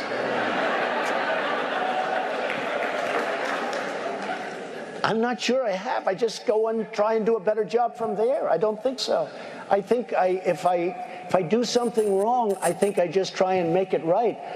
I don't bring God into that picture. I don't. Now, when I take, when we go in church and when I drink my little wine, which is about the only wine I drink, and have my little cracker, I guess that's a form of asking for forgiveness. And I do that as often as possible because I feel cleansed, okay? But, to me, that's important. I do that. But in terms of officially, I could say absolutely, and everybody. I don't think in terms of that. I think in terms of let's go on and let's make it right. That is a no-good heathen speaking. And all of these white conservative evangelicals, and you can throw in some black ones too, have fallen for the okie doke. And when you, I try to get my little cracker and wine as much as possible. It's called the Last Supper. Typically, it's done once a month. Catholics, it's done every week or every time you go to Mass. He don't know that. He ain't got no clue. He has no clue about asking for forgiveness and mercy. He has no understanding of grace. He doesn't know anything about Jesus dying for all of our sins, because that man ain't no lover of Jesus. He is an absolute demonic individual who is, he's an agent of Satan. And I told y'all before, if you really want to go biblical, see, really what we're dealing with, Donald Trump is King Saul. The people of Israel have been freed, and God said, I got y'all. They said, oh, no, everybody else got a king. We want a king. God said, what's up? I got y'all. No, we want a king. So he said, Samuel, okay, go ahead and give him a king. But let me tell y'all what your king is going to do to you. Let me tell you how he's going to treat you, how he's going to abuse you, how he is going to screw you over. That's all biblical if y'all go read 1 Samuel. And so then Samuel goes and he looks at the sons and he chooses the tallest and most handsome one. And what does that punk do? He runs off. No, you can't run. I'm picking you as the king. And he was evil. Tried to kill David. Tried to break up the relationship between David and Jonathan. Donald Trump is King Saul. Because you know what America said? We want a king. Oh, we want a king. Can we give us a king? Give us a king. So in his speech, I think that God saved me from the assassination because God wanted to make America great again. No, I think it's a little different, Don. I think God said, America, I'm going to give y'all the desires of your heart. Now, biblically, it does not mean that the desires of your heart actually means it's good. It means God will give you the desires of your heart. So America said, we don't care about January 6th. America said, we don't care about his ethics. We don't care about him grabbing women by their vagina. We don't care about his mistreatment. We don't care that he didn't pay people, businesses who did work with him. We don't care about the lawsuits. We don't care about the lying. We don't care about the mistreatment. We don't care about the degrading rhetoric. We don't care about none of that. We want a king. And what did he say? Day one, I'm going to be a dictator. Well, we've already seen that. But when you stand before the world to give a closing prayer, and then what you do is literally prostitute the words that Dr. King spoke, you actually thought you were preaching. You actually thought, Lorenzo Sewell, that you were praying. No, what you were doing was you were pandering. You were posturing. You were presenting yourself to America as America's lawn jockey. And see, I said it. Those are words and phrases I don't use to describe folk on my show, but you took it to a whole new level. Your church is called 180 Church. I dare say, Lorenzo, you need to do a 180. But then again, Lorenzo, I see why you punked out and you were scared to come on this show after you had Trump at your church. I see why you ran to Fox News and others, because see, Lorenzo, you did not want to come to a place where we have reverence for the words and the actions of Dr. King. Instead, what you chose to do was make a fool out of yourself, as well as the tradition of the black church and that black preacher. Shame on you. And while you think MAGA and whatever coins MAGA tosses your way, just remember there was somebody else who got some coins for selling out Jesus. And we remember him a whole lot differently than we do the other men who followed Jesus. I'll go to my panel. Before I go to Joy, I did see this video that also quite reminded me of something. Oh, Gen X, I cannot be the only one who thought this while I was watching this fella during the inauguration. Please tell me that I'm not the only one. Take a look at this and then take a look at what I thought of. Let freedom ring from Stone Mountain, Georgia. Let freedom ring from Lookout Mountain of Tennessee. And, well, this here's what I thought of. Only God can give that woman the kind of joy she had right now. Can I get an amen? Yes! Come on now. I cannot be the only one. Please tell me I'm not the only one. Oh, Jen.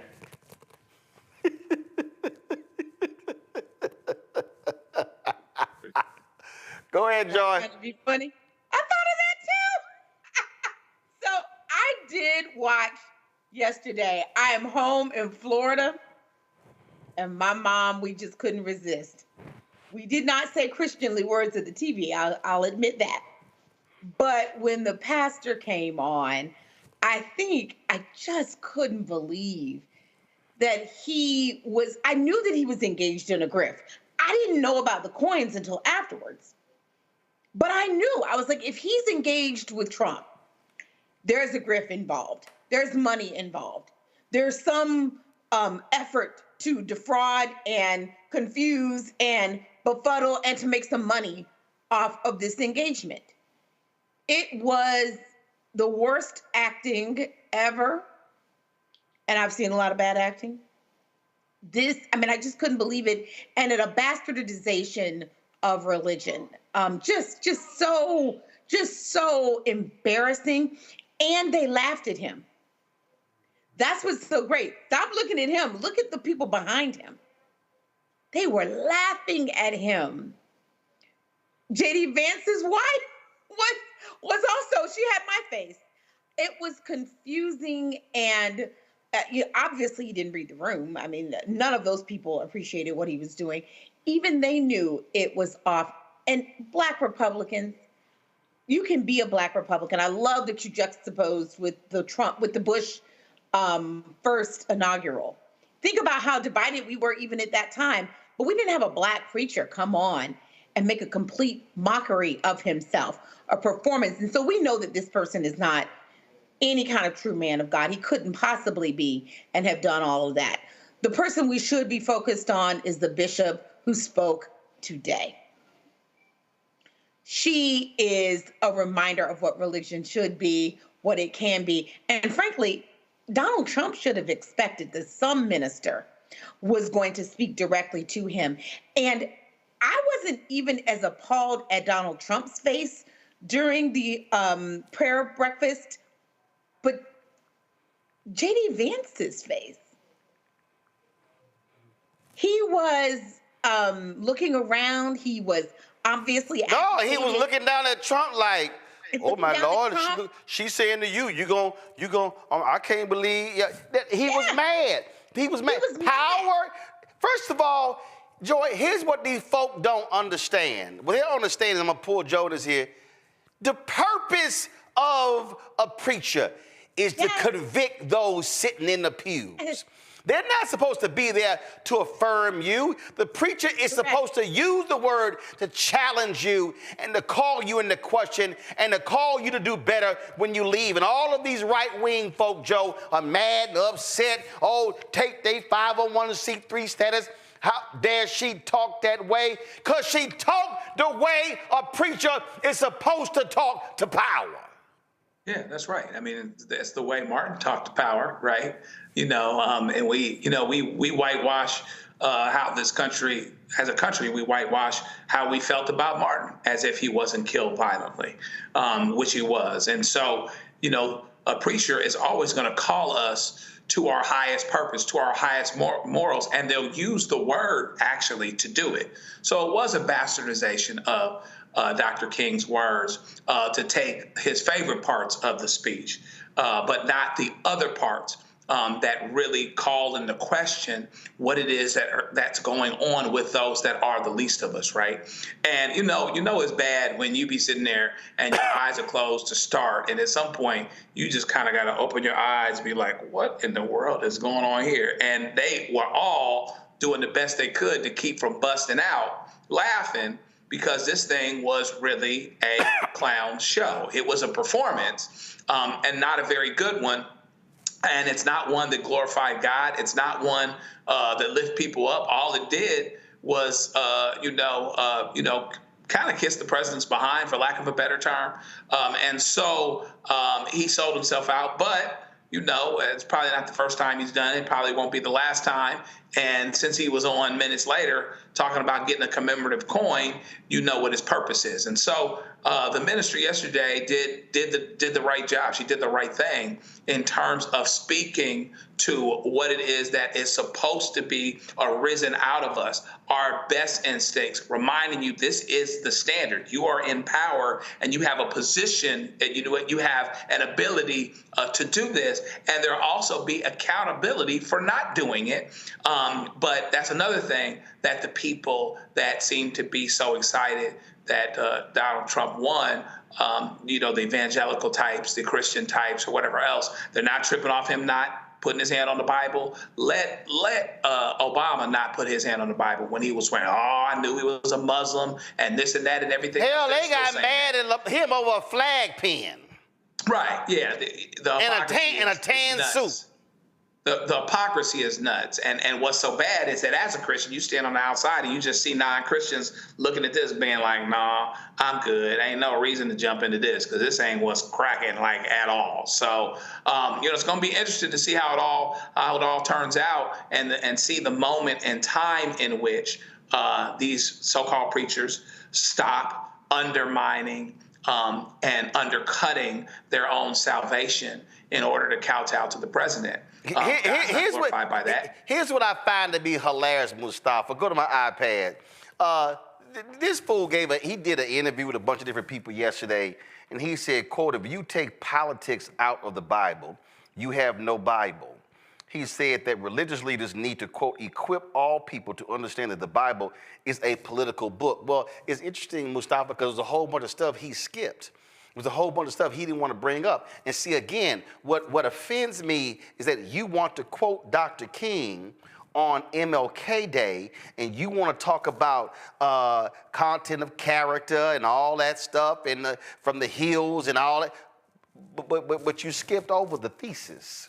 See, what he did was he gave them the hoop part of the sermon, but he skipped the scripture. He skipped the basis. And so that's what he did. And so that's why I have no respect for it. And of course, you go on to social media, you see all of these white conservatives. Oh my God, he was amazing. He was just, I would go to his church if I was in Detroit. That's the kind of pastor I will follow. And they're mad at the bishop today because the bishop today gave a sobering message and specifically said, Mr. President, she challenged him in terms of how he should be responding and how he should be acting as president. And that's what they cannot stand. They can't stand because what the right-wing evangelical conservative community has done is they have completely stripped grace and mercy and humanity and compassion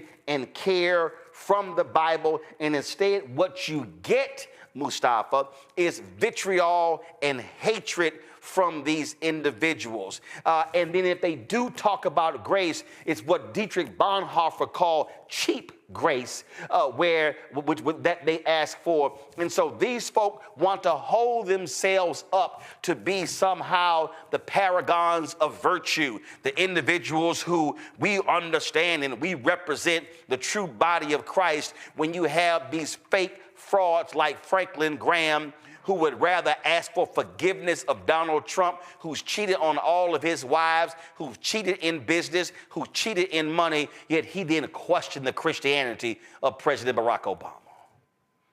Yeah, well, one side of my family is ministers and deacons and deaconesses. So one of the things that I was taught as a young boy is that you don't play with God. And the bishop, in her demand to the president, was saying, don't play with God. You've got this second chance. Sometimes God gives us the opportunity to be better, do better. So I hope that he does. Some folks, would probably not go that far, but I truly do because I understand how many vulnerable people are out there. But, the other day I was also meditating and praying, and then I started writing. And, I was wondering who it was meant for. And the first stanza, I guess, is actually for Reverend Sewell, when I said all skin folk ain't kin folk. Some grin for the win, tap shoes clacking, backroom dealing, soul on auction, truth revealing. Dollars fold, but integrity bends. When devils pay, some friendships ends. So, I hope that he will realize the opportunity that he has, he's going to continue to have some form of a platform. I hope that that platform will be focused on our most vulnerable communities, on folks who are looking for some grace, who are looking for some protection, who are looking for some opportunity. And I hope as a minister that he would understand that that is the roots that he's supposed to come from, and that he will continue to share that message if he has the ear of the president, that he needs to do better with this second opportunity that he has, not the second opportunity at the presidency, but that second opportunity to actually be able to breathe in some air, to have a heartbeat continue on. There's a, I would not play with God if I had those types of situations. I wouldn't play with God anyway. But, we'll see how it all plays out. We're going to close the show out. Actually, not close the show out because I got Isaac Hayes coming up. But isn't it amazing to see how national media, how they are just absolutely kissing the behind of Elon Musk. Some of them literally ordered their folk not to even bring up or show the Nazi salute. So this is what happened at Trump's insurrection fest after the inauguration. Elon Musk was one of the speakers.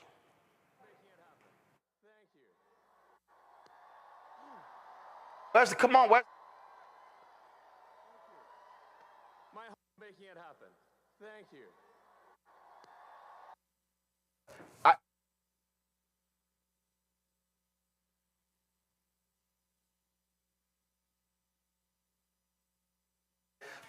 He was finishing his speech, and he walked out all excited, running around, and then he does this salute. Do we have it fixed now? So Elon Musk, at the rally, he does this salute. Now, what's funny is that, or not what's funny, so what has happened is that after he does this, I mean, all these people, I mean, social media goes crazy. People like, wait a minute, what did we just see? And then you got folks sitting here, oh my goodness, that's not what he did, that is what he did. He didn't do it, he didn't salute. I mean, you've seen, I'm talking about a whole bunch of back and forth, what they claim he did not do. Now, first of all, let's be clear, he did it twice. He did it twice in the particular video. And so just go to my iPad, watch this. So one time, he does it again, okay? Now, here's what's crazy. I guess again, you have the right folks, you have them defending him. Did y'all pull the video of the Nazi protesters and they compared the two videos? Did y'all pull the video? All right, roll it. No, Elon. The Nazi video, no, not that. That's from the hearing. That was a video where these Nazis were protesting. They did the sign, and then they played Elon. And it looked the same, looked the exact same. Now, I'm going to find it, because y'all don't have it? All right, anyway, I'm going to find it. This is the ADL statement. So the Anti-Defamation League, they call out anti-Semitism all the time. Y'all had a statement? Please pull it up. So the ADL issues a statement where people were hoping that they were going to check Elon Musk, and this is their statement. This is a delicate moment. It's a new day, and yet so many are on edge. Our politics are inflamed, and social media only adds to the anxiety. It seems that Elon Musk made an awkward gesture in a moment of enthusiasm. Not a Nazi salute, but again, we appreciate that people are on edge. In this moment, all sides should give one another a bit of grace, perhaps even the benefit of the doubt, and take a breath. This is a new beginning. Let's hope for healing and work toward unity in the months and years ahead. Now, mind you, the ADL called Elon Musk on anti-Semitism last year, and he threatened to sue them. I wonder that's why the ADL all of a sudden is skittish. Now, let me also say this here, which is quite interesting. On all the hate boards, the hate groups, they called it a Nazi salute. Somebody just told me the Italian chat boards, they're calling it a fascist salute. Folks in Germany are saying, oh, we know what that is. That's a Nazi salute. But it's quite interesting, Mustafa, how the ADL would release that and folk trying to give him cover for what he did as if we didn't see it with our own eyes. Well, you know, we went through that with the last Trump administration, where we were supposed to not believe what we saw or what we heard, or what some people experienced. You know, it's interesting also. So we know facts. Elon Musk was raised, you know, in the apartheid South African system. We understand that that is rooted in racism and white supremacy. Back further, his own daddy said that his grandparents were with the Nazis in Canada. They moved to South Africa to support the racist apartheid regime in South Africa. Go right ahead. Yeah, thank you for building on that. I was going to just end up saying that. So, you know, and when Nazis and other white supremacists say, we see you, thank you for acknowledging and joining us in the way that we see the world, then, you know, I don't know how others come out and say, well, that's not what he did. If the folks who that's how they get down say, yeah, we now got the richest man in the world who is a part of our symbolism. Let me just leave it at symbolism, because symbolism actually sends a message to folks about what you believe, how you get down, and who you're going to fight for. So, you know, they can say what they want to say, but at the end of the day, you know, the truth is the truth, and we're not dumb people. Joy, go to my iPad. Let's compare the two. Let's just, so watch this. Thank you.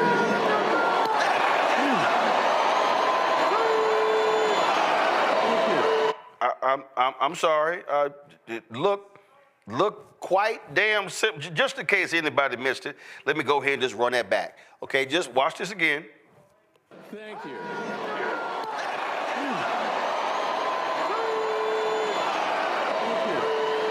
My heart goes out to you.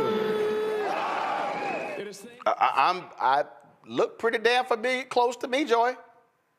It was exactly that. It wasn't close. It was it. We all know that. We need to stop. There's no one out here arguing about it. We know what happened. It's clear. Let me talk about the Anti-Defamation League. And I spent the whole first part of this segment wondering what I was going to say. I have worked with them before as an ally. Jonathan Greenblatt has done more damage to that organization and its reputation than any other leader possibly could have. He's probably filled their coffers more. He's probably, you know, done other things, but he has damaged their reputation. And at this point, he's gone full circle to where he would be supportive of someone that he knows is an anti-Semite. He knows is a Nazi apologist. He knows engages in supporting bigoted language online. This is about money. This is about having common enemies, right? Elon Musk was critical of people who were critical of Israel. This is about being transactional. That's what this is about. So we should not be surprised that ADL has found itself in this situation. I pray that they will find new leadership. I also pray that some of the other Jewish organizations who are out there speaking against what Elon Musk did, we can put them out there in front and let ADL recede until it's ready to come back and be its full self again. I'm sad for them. I'm sitting here, I'm going to play it again, Joe. What's amazing to me, well, I'm going to talk over it, so pull the audio up too as well. I mean, this is the 20-second clip. Listen. There are elections that come and go. Some elections are, you know, important, some are not. But this one, this one really mattered. And I just want to say thank you for making it happen. Thank you. And this is also a man who is now aligning with far-right and Nazi sympathizers in European countries trying to impact other elections, Joe. Yeah, I mean, what you're saying is, when you don't really see this for what it is, what you're saying is, here's a guy that can quack, swim, and have web feet, and you're swearing it's not a duck. I mean, once again, you're going to be in the situation where people that are supposed to have credibility, organizations that are supposed to have credibility, that rely on our support, are actually going to sell themselves short and tell you that you didn't see what you actually saw. This make-believe thing is incredibly, incredibly dangerous. And you have to be concerned about how it affects the media. I mean, even the media is talking very little from what I can see about the fact that Donald Trump was the reason that TikTok was on the ropes to begin with all of that time ago. Media is saying very, very little about it. And so it's a danger when people won't say what it is that needs to be said, or when people will act like they didn't see something that they actually did. Elon Musk has the background, he has the history, he's had problems before in terms of the Anti-Defamation League and all of these particular things. And suddenly, however, the Anti-Defamation League comes out very quickly and says with confidence, apparently, that this wasn't what we all saw that it was. And I think that that's a problem, and that's going to continue being a problem. So here's the other thing that we're now seeing. So folks were on social media today, then all of a sudden, well, yesterday as well, and they begin to search different things related to Elon Musk, related to Democrats and Kamala Harris on TikTok, as well as Instagram. All of a sudden, stuff wasn't coming up. TikTok, Instagram, we're working on something that happened. No, here's what has happened. This is why you saw all those tech CEOs there. The folk with the information sources, they are aligning themselves with the right wing in Donald Trump. Isaac Hayes III is the founder of Fan Base. He joins us right now. Isaac, you understand this game. You understand algorithms. There are no coincidences. No, not at all. Not with this one. Well, just share with people how just all of a sudden there's certain things you can't search for and you can't pull up, like it just disappeared. That's rigging the algorithm.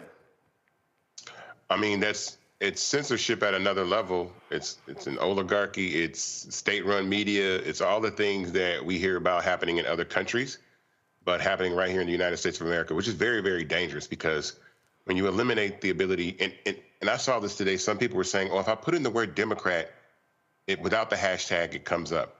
The importance of a hashtag is it's basically like a hook that attaches all content related to that dates back from the inception of the product. So you got 14 years worth of content that might say Joe Biden or Vote Blue or Kamala Harris or whatever. And if all that content is inaccessible, you're eliminating a lot of information readily available to the public. So it's completely unethical and dangerous. And we're in very scary times right now. But it's also similar to what happened when Elon bought Twitter, when all of a sudden the feed, you start being flooded with all of this right-wing content. And we started seeing the stuff that people we had never followed before. I mean, they were purposely rigging the algorithm to suppress content about Biden and Harris and elevate stuff regarding Donald Trump. Yeah, and they did a masterful job at it. You follow Elon Musk. Well, you don't follow Elon Musk, but you get his tweets or his posts on X, whether you want to see them or not. Well, I blocked his ass. That way I don't see his crap. I just block, because you're right, I got tired of seeing his crap show up. And even in that one, he was pissed off. Was the Super Bowl? He sent a tweet out, and Biden's tweet got more retweets. He ordered the engineers to change the algorithm to elevate his tweet. Yeah, I mean, but this is what happens when the billionaires get control of the media. And the media is now in a digital format. It's not television stations, it's apps. So it's very scary to see that Elon Musk and Mark Zuckerberg are all aligned. And then with whatever's going on with TikTok, which I think is temporary, a temporary stay for the other guys to kind of catch up to TikTok, and then they're going to kill it. But it's just very dangerous, and it really speaks to the necessity for a new generation of social platforms that people have the right to speak and are balanced and have citizen journalism and free speech. Well, and what people don't understand, we talk about these platforms, and the reality is, and we started during the election, a majority of people in demographics 1835, 1849 they were getting their information from Instagram and TikTok. There were people who were saying that TikTok changed their algorithm and was feeding right-wing content. Now, all of a sudden, you got the VP, the vice president of the Chinese Communist Party as a guest inauguration, the TikTok CEO sitting amongst them. TikTok sponsored one of the inauguration balls. The Chinese government, they know exactly what they are doing. I mean, I honestly think that the ban doesn't necessarily make sense for me with TikTok and the relationship, because it only bans it. It only gives it till April to sell the company in a 50-50 split between the United States and China. But No. Correction. The law, it wasn't a 50-50 split. Trump is proposing a 50-50 split, Correct. But the law called for it to be so completely. There are currently American laws on the books, for everybody who's watching who don't know this, that foreigners cannot own more than 25% of television stations in this country. Foreigners cannot own more than 25% of a U.S. airline. Those are considered critical parts of the infrastructure. So what you have here is, when it was banned, they were saying national security concerns that either sell it to Americans or shut it down. Trump is now floating, maybe we take 50% and y'all keep 50%, which is going to be pretty interesting for all of those Republicans and Democrats who voted for the ban and say, now all of a sudden y'all cool with the Chinese government and ByteDance owning half of it versus all of it. Oh yeah, that changes everything. Well, I don't buy that. I'm going to tell you what I think. I think that these 75 days are to give Meta and X enough time to mimic TikTok functionality, and then they will ban TikTok. Because why would Meta all of a sudden say, put your TikTok link on your Facebook page? Why would they pay TikTok creators $5,000, $10,000, $30,000 to post reels? Why would they create a CapCut-like editing functionality platform that's owned by TikTok on Instagram? Why would X add a video feature? There's a video feed feature now on the bottom of X. And so I think this is just to give them enough time to mimic and copy TikTok as much as they can, and then they're still going to get rid of TikTok. Okay. Questions from our panel. I'll start with you, Joy. So I definitely think we have to educate ourselves about, what came first, right? The real issue for me is that we have a law on the books. It was passed by Democrats and Republicans. This is why the Supreme Court wouldn't invalidate it, right? For national security reasons, which is the highest reason that it's hard to overcome.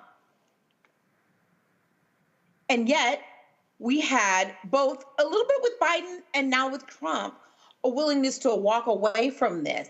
Now, I understand a lot of people are upset, but a lot of people have been upset. And really, this is up to TikTok, because TikTok could have done what the United States said to do, which was to divest, right? Which was to sell.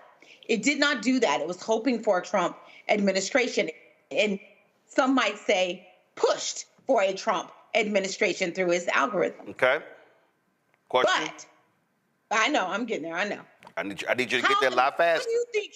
What do you think what do you think about that? I mean, that really is the concern, is that we're grooming people for an authoritarian state where you can just throw out a law, switch it up via executive order, and everyone say, okay. That to me is really the problem. Not just this, but what it says for the future. Well, from an optics standpoint, if I'm China, I just punked the United States of America. I had you guys go through both houses of Congress, the president, and the Supreme Court, and you still didn't do what you said you were going to do, which was kick our ass out of your country. So if I'm China, they played chicken and they won. We didn't do what we said we were going to do. So this 75-day reprieve I still think is like, for me, it just makes America look weak. If you say you're going to ban an app for national security reasons and then you don't do that after, again, it goes through all this legislation, all this process, and you don't, it just makes America look weak. And, you know, again, if the app should be banned for national security reasons and everybody voted for that, the Supreme Court upheld the law, then I guess that's what should happen to the platform. But it doesn't seem to be happening that way. So, Joe. Good to see you again, Brother Isaac. Give us a sense of roadmap related to how people that are content creators, people that have been on TikTok, et cetera, how we really read the tea leaves here and say, I'm not breathing. I shouldn't be breathing a collective sigh of relief because it looks like TikTok is back for a moment or whatever else. Take us through, and is there something that you guys are doing actually on your platform, taking us through how one would in a good way, the best way they can, make the transition as if TikTok may not be here? Well, I mean, first and foremost, I think that content creators and users should own their content. No matter where you go, you should be able to pick up and take it where you want to take it and move it around. So for that reason, we created a content migration tool that allows you to migrate content from TikTok over to Fanbase, content from Instagram over to Fanbase, because if these platforms do go away, I think, you know, this weekend showed us how fragile the ability for millions of Americans that enjoy TikTok, that built businesses off TikTok, to have their ability to monetize and make money taken away from them so quickly. I would not trust these platforms at all. I would not trust Meta. I would not trust X. I would not trust TikTok. I would try to find places and platforms where I knew that I could own my content, that I was free to monetize, and that is not caught up in this game of politics and censoring content. And so, again, for us over at Fanbase, I welcome every single person on the planet that wants to utilize the platform. I'm not here to silence Republican voices or any other type of voices on the platform, because there's no discourse. You know, we make it in this world when we disagree and we have conversations and we come to understand one another a better way rather than these silos and just shutting off information and trying to rewrite history through technology. And so for us, I look for myself and other platforms to create apps and other tools for people to be able to utilize that support free speech. Something that we're doing at Fanbase that we're building in 2025 is called Spark. And Spark is basically our answer for Twitter. It's citizen journalism. It's microblogging. It's something that I really want to make sure happens in 2025 as we continue to close this race, because people need to be able to speak freely and not worry about a CEO being all in the video, pushing content down your throat. And that doesn't happen at Fanbase. Mustafa. Well, brother, good to see you again. I continue to try and tell everybody to go to Fanbase, check it out, make some informed decisions for themselves. I was going to ask you about Spark, but you talked about Spark because I think that's incredibly important. You know, I believe that, you know, Fanbase has a lot of promise. I'm curious, you know, you talked about, you know, over the next year or so, but if you could pull out your looking glass and 5 years from now, what would you like to see Fanbase looking like, and how would folks be utilizing it in that moment? I see Fanbase in 5 years being the #1 social media platform in America. I think that the current platforms and the owners of those platforms seek to be something different than they are. I think that Mark Zuckerberg wants to be something more than just an owner of a social media platform. And I think they want to reach trillionaire status and have true power. And for that very reason, they're going to open the opportunity for other platforms to step up and come into the fold and do that. So for me, we're going to continue to build Fanbase. And in this last, you know, even in this last like few days, we had over 400,000 people join the platform. We raised over $1.7 million last week and over $700,000 in the first 2 days of this week. So the raise that we're doing on Starters is closing. That is critical for us to be able to scale and build. And I think it's the biggest compliment in the world to compare Fanbase to a platform like TikTok or even a platform like Red Note that's worth $17 billion and raised $900 million, when we're just trying to raise our first real $17 million round to scale and build. And so I think that we will close this $17 million round relatively quickly.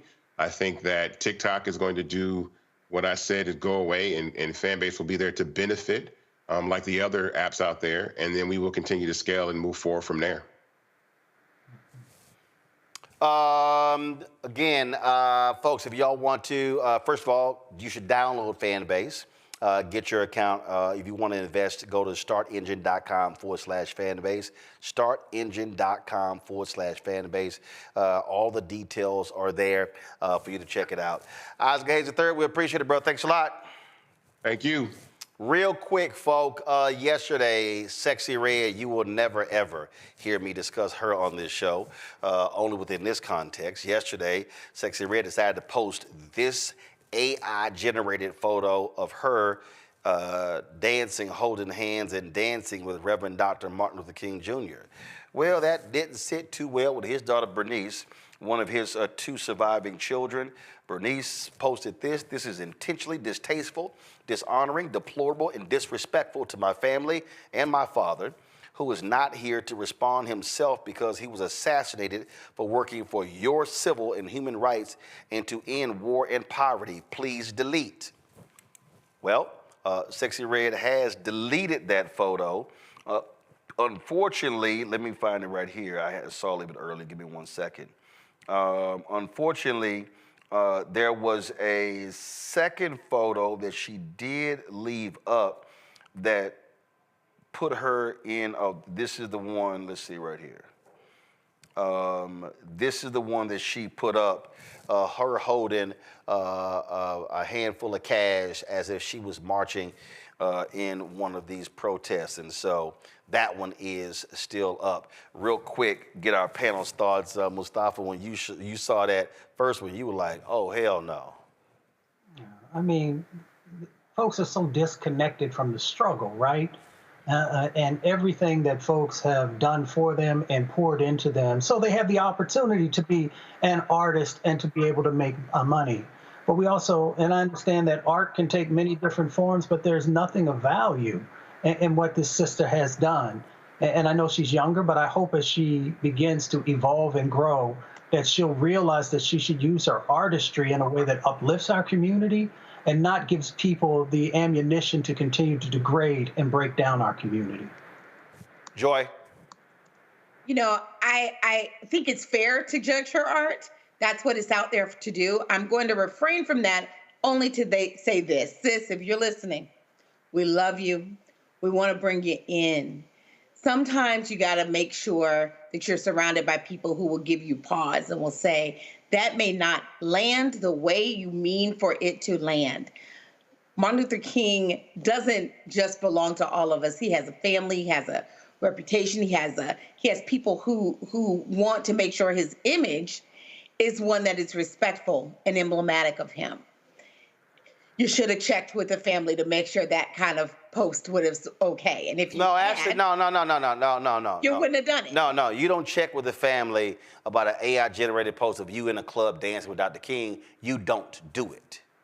You don't do it, but you don't check. I mean, no, hell no. You don't check. You don't do it. I'm trying to give freedom. No. Damn freedom. No, I ain't giving freedom. No, I ain't giving freedom. No, see this. No, I'm not letting nobody. Your ass did an AI-generated photo of you and Dr. King with this sexy look in his eyes, holding your hands, dancing. Fuck that. It's disgusting. No. Yes. No, you don't do it. And somebody on her management team should have said, "What the hell is wrong with you? We're not putting that shit out." That's my point. She needs people around her, and I'm calling her to get those people around her, but I want to do it in a loving way. No, I ain't doing shit in a loving way. I am tired of coddling these people. You did that bullshit to get attention, and now you got attention, and Bernice King called her ass out, and that's why she deleted it.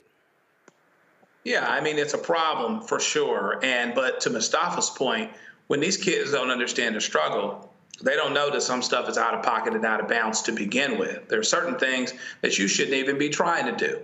Okay, and that would be one of those categories. And there's a reminder of, it's not just about being an entertainer. It's not just about making money or whatever else. It's also about living a life that hopefully honors people that contributed to your ability to even achieve success, not the least of which would be Martin Luther King, who literally gave his life for it and knew that's what he was doing while he was doing it. And so we've really got to make sure that these young folks understand what it is that's going on so that certain things, hopefully to them, would be off limits in the first place. Yeah, well, I have no tolerance for the shenanigans, nor do I have tolerance for these people who put these flyers together for MLK holiday at strip clubs and at restaurants and hookah or whatever. It's gonna be some basic damn respect, and some stuff is that we ain't going down. And so folk need to stop playing games, and I'm glad Bernice King called her ass out for that stupid damn photo that she put up, and she should delete the second one because you look like a damn fool holding a hand of cash and posing yourself in a photo where they fighting, where they marching for rights and advocating for poor folk, and you sitting there holding a hand of cash. What the hell is that for? Is it for bail money for the folk who actually went to jail for you to have rights? No, I ain't letting them off the hook, damn that. I ain't doing shit in a loving way. I'm gonna do it as harsh and as grown as man as I can, because some of these folk clearly didn't have daddies and uncles and aunts to check them. No, yeah, I damn sure said it. Yeah, because if you had mamas and daddies and aunts and uncles who checked your little young ass right the first time, we wouldn't be having this damn conversation. Yeah, I said it. And trust me. Roland, my mom agrees with you. And She's trust in the me, background. if one of my nieces or nephews pull some bullshit like that, trust me with the quickness, I wouldn't even make a phone call or a FaceTime. I'd be on a plane in they damn face direct, up close in person. You're right. You damn right I know I'm right. Yeah, that's right, I'm right. All right, y'all, that's it for us. It's going to be a lot more to deal with when it comes to this thug who's in the White House and all these crazy fools. And so we're going to be right here. And so I told y'all, we ain't backing down. We're going to call this thing out as we see it. And so thanks, Joe. Thanks, Joy. Thanks, Mustafa. Folks, the reason you got to support the work that we do, because you know what? It's a whole bunch of other people running on TV and radio, making excuses for black artists who performed at inauguration balls, giving them, don't call them out. No, we're going to sit here and challenge folk to do what's right, because enough of these games that we keep seeing being played. And so we need y'all support to do this here. I told you, we ain't got no millionaires and billionaires. It ain't like, look, Elon ain't gonna be cutting no check. Mark Zuckerberg, Jeff Bezos, none of them, they ain't gonna be advertising. We'll know all of that. And so we are here to speak truth to power, to cover the issues that matter to us, and to enlighten you what's going on, because I'm sick of people saying, oh man, we didn't know, I wish we knew. Well, hell, you need to watch this show 5 days a week, every single day, because we bring the funk right here, and we're looking at adding some shows as well to speak truth to power as well. And so when you support us and support the network, you are supporting quality content that represent our people. If you want to give it us via Cash App, and Cash App then closed down our accounts because they changed all of their rules, impacted churches and nonprofits too. And so you can use the Stripe app, the Stripe QR code, to give to us via Cash App. It's right there on the screen. If you're listening, go to blackstarnetwork.com. If you want to give to us via PayPal, it's R Martin Unfiltered.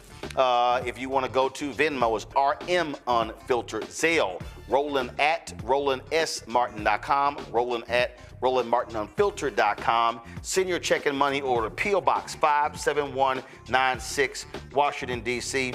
20037-0196. You can also download the Black Star Network app, Apple phone, Android phone, Apple TV, Android TV, Roku, Amazon Fire TV, Xbox One, Samsung Smart TV. Be sure to get a copy of my book, White Fear, How the Browning of America is Making White Folks Lose Their Minds, available at bookstores nationwide.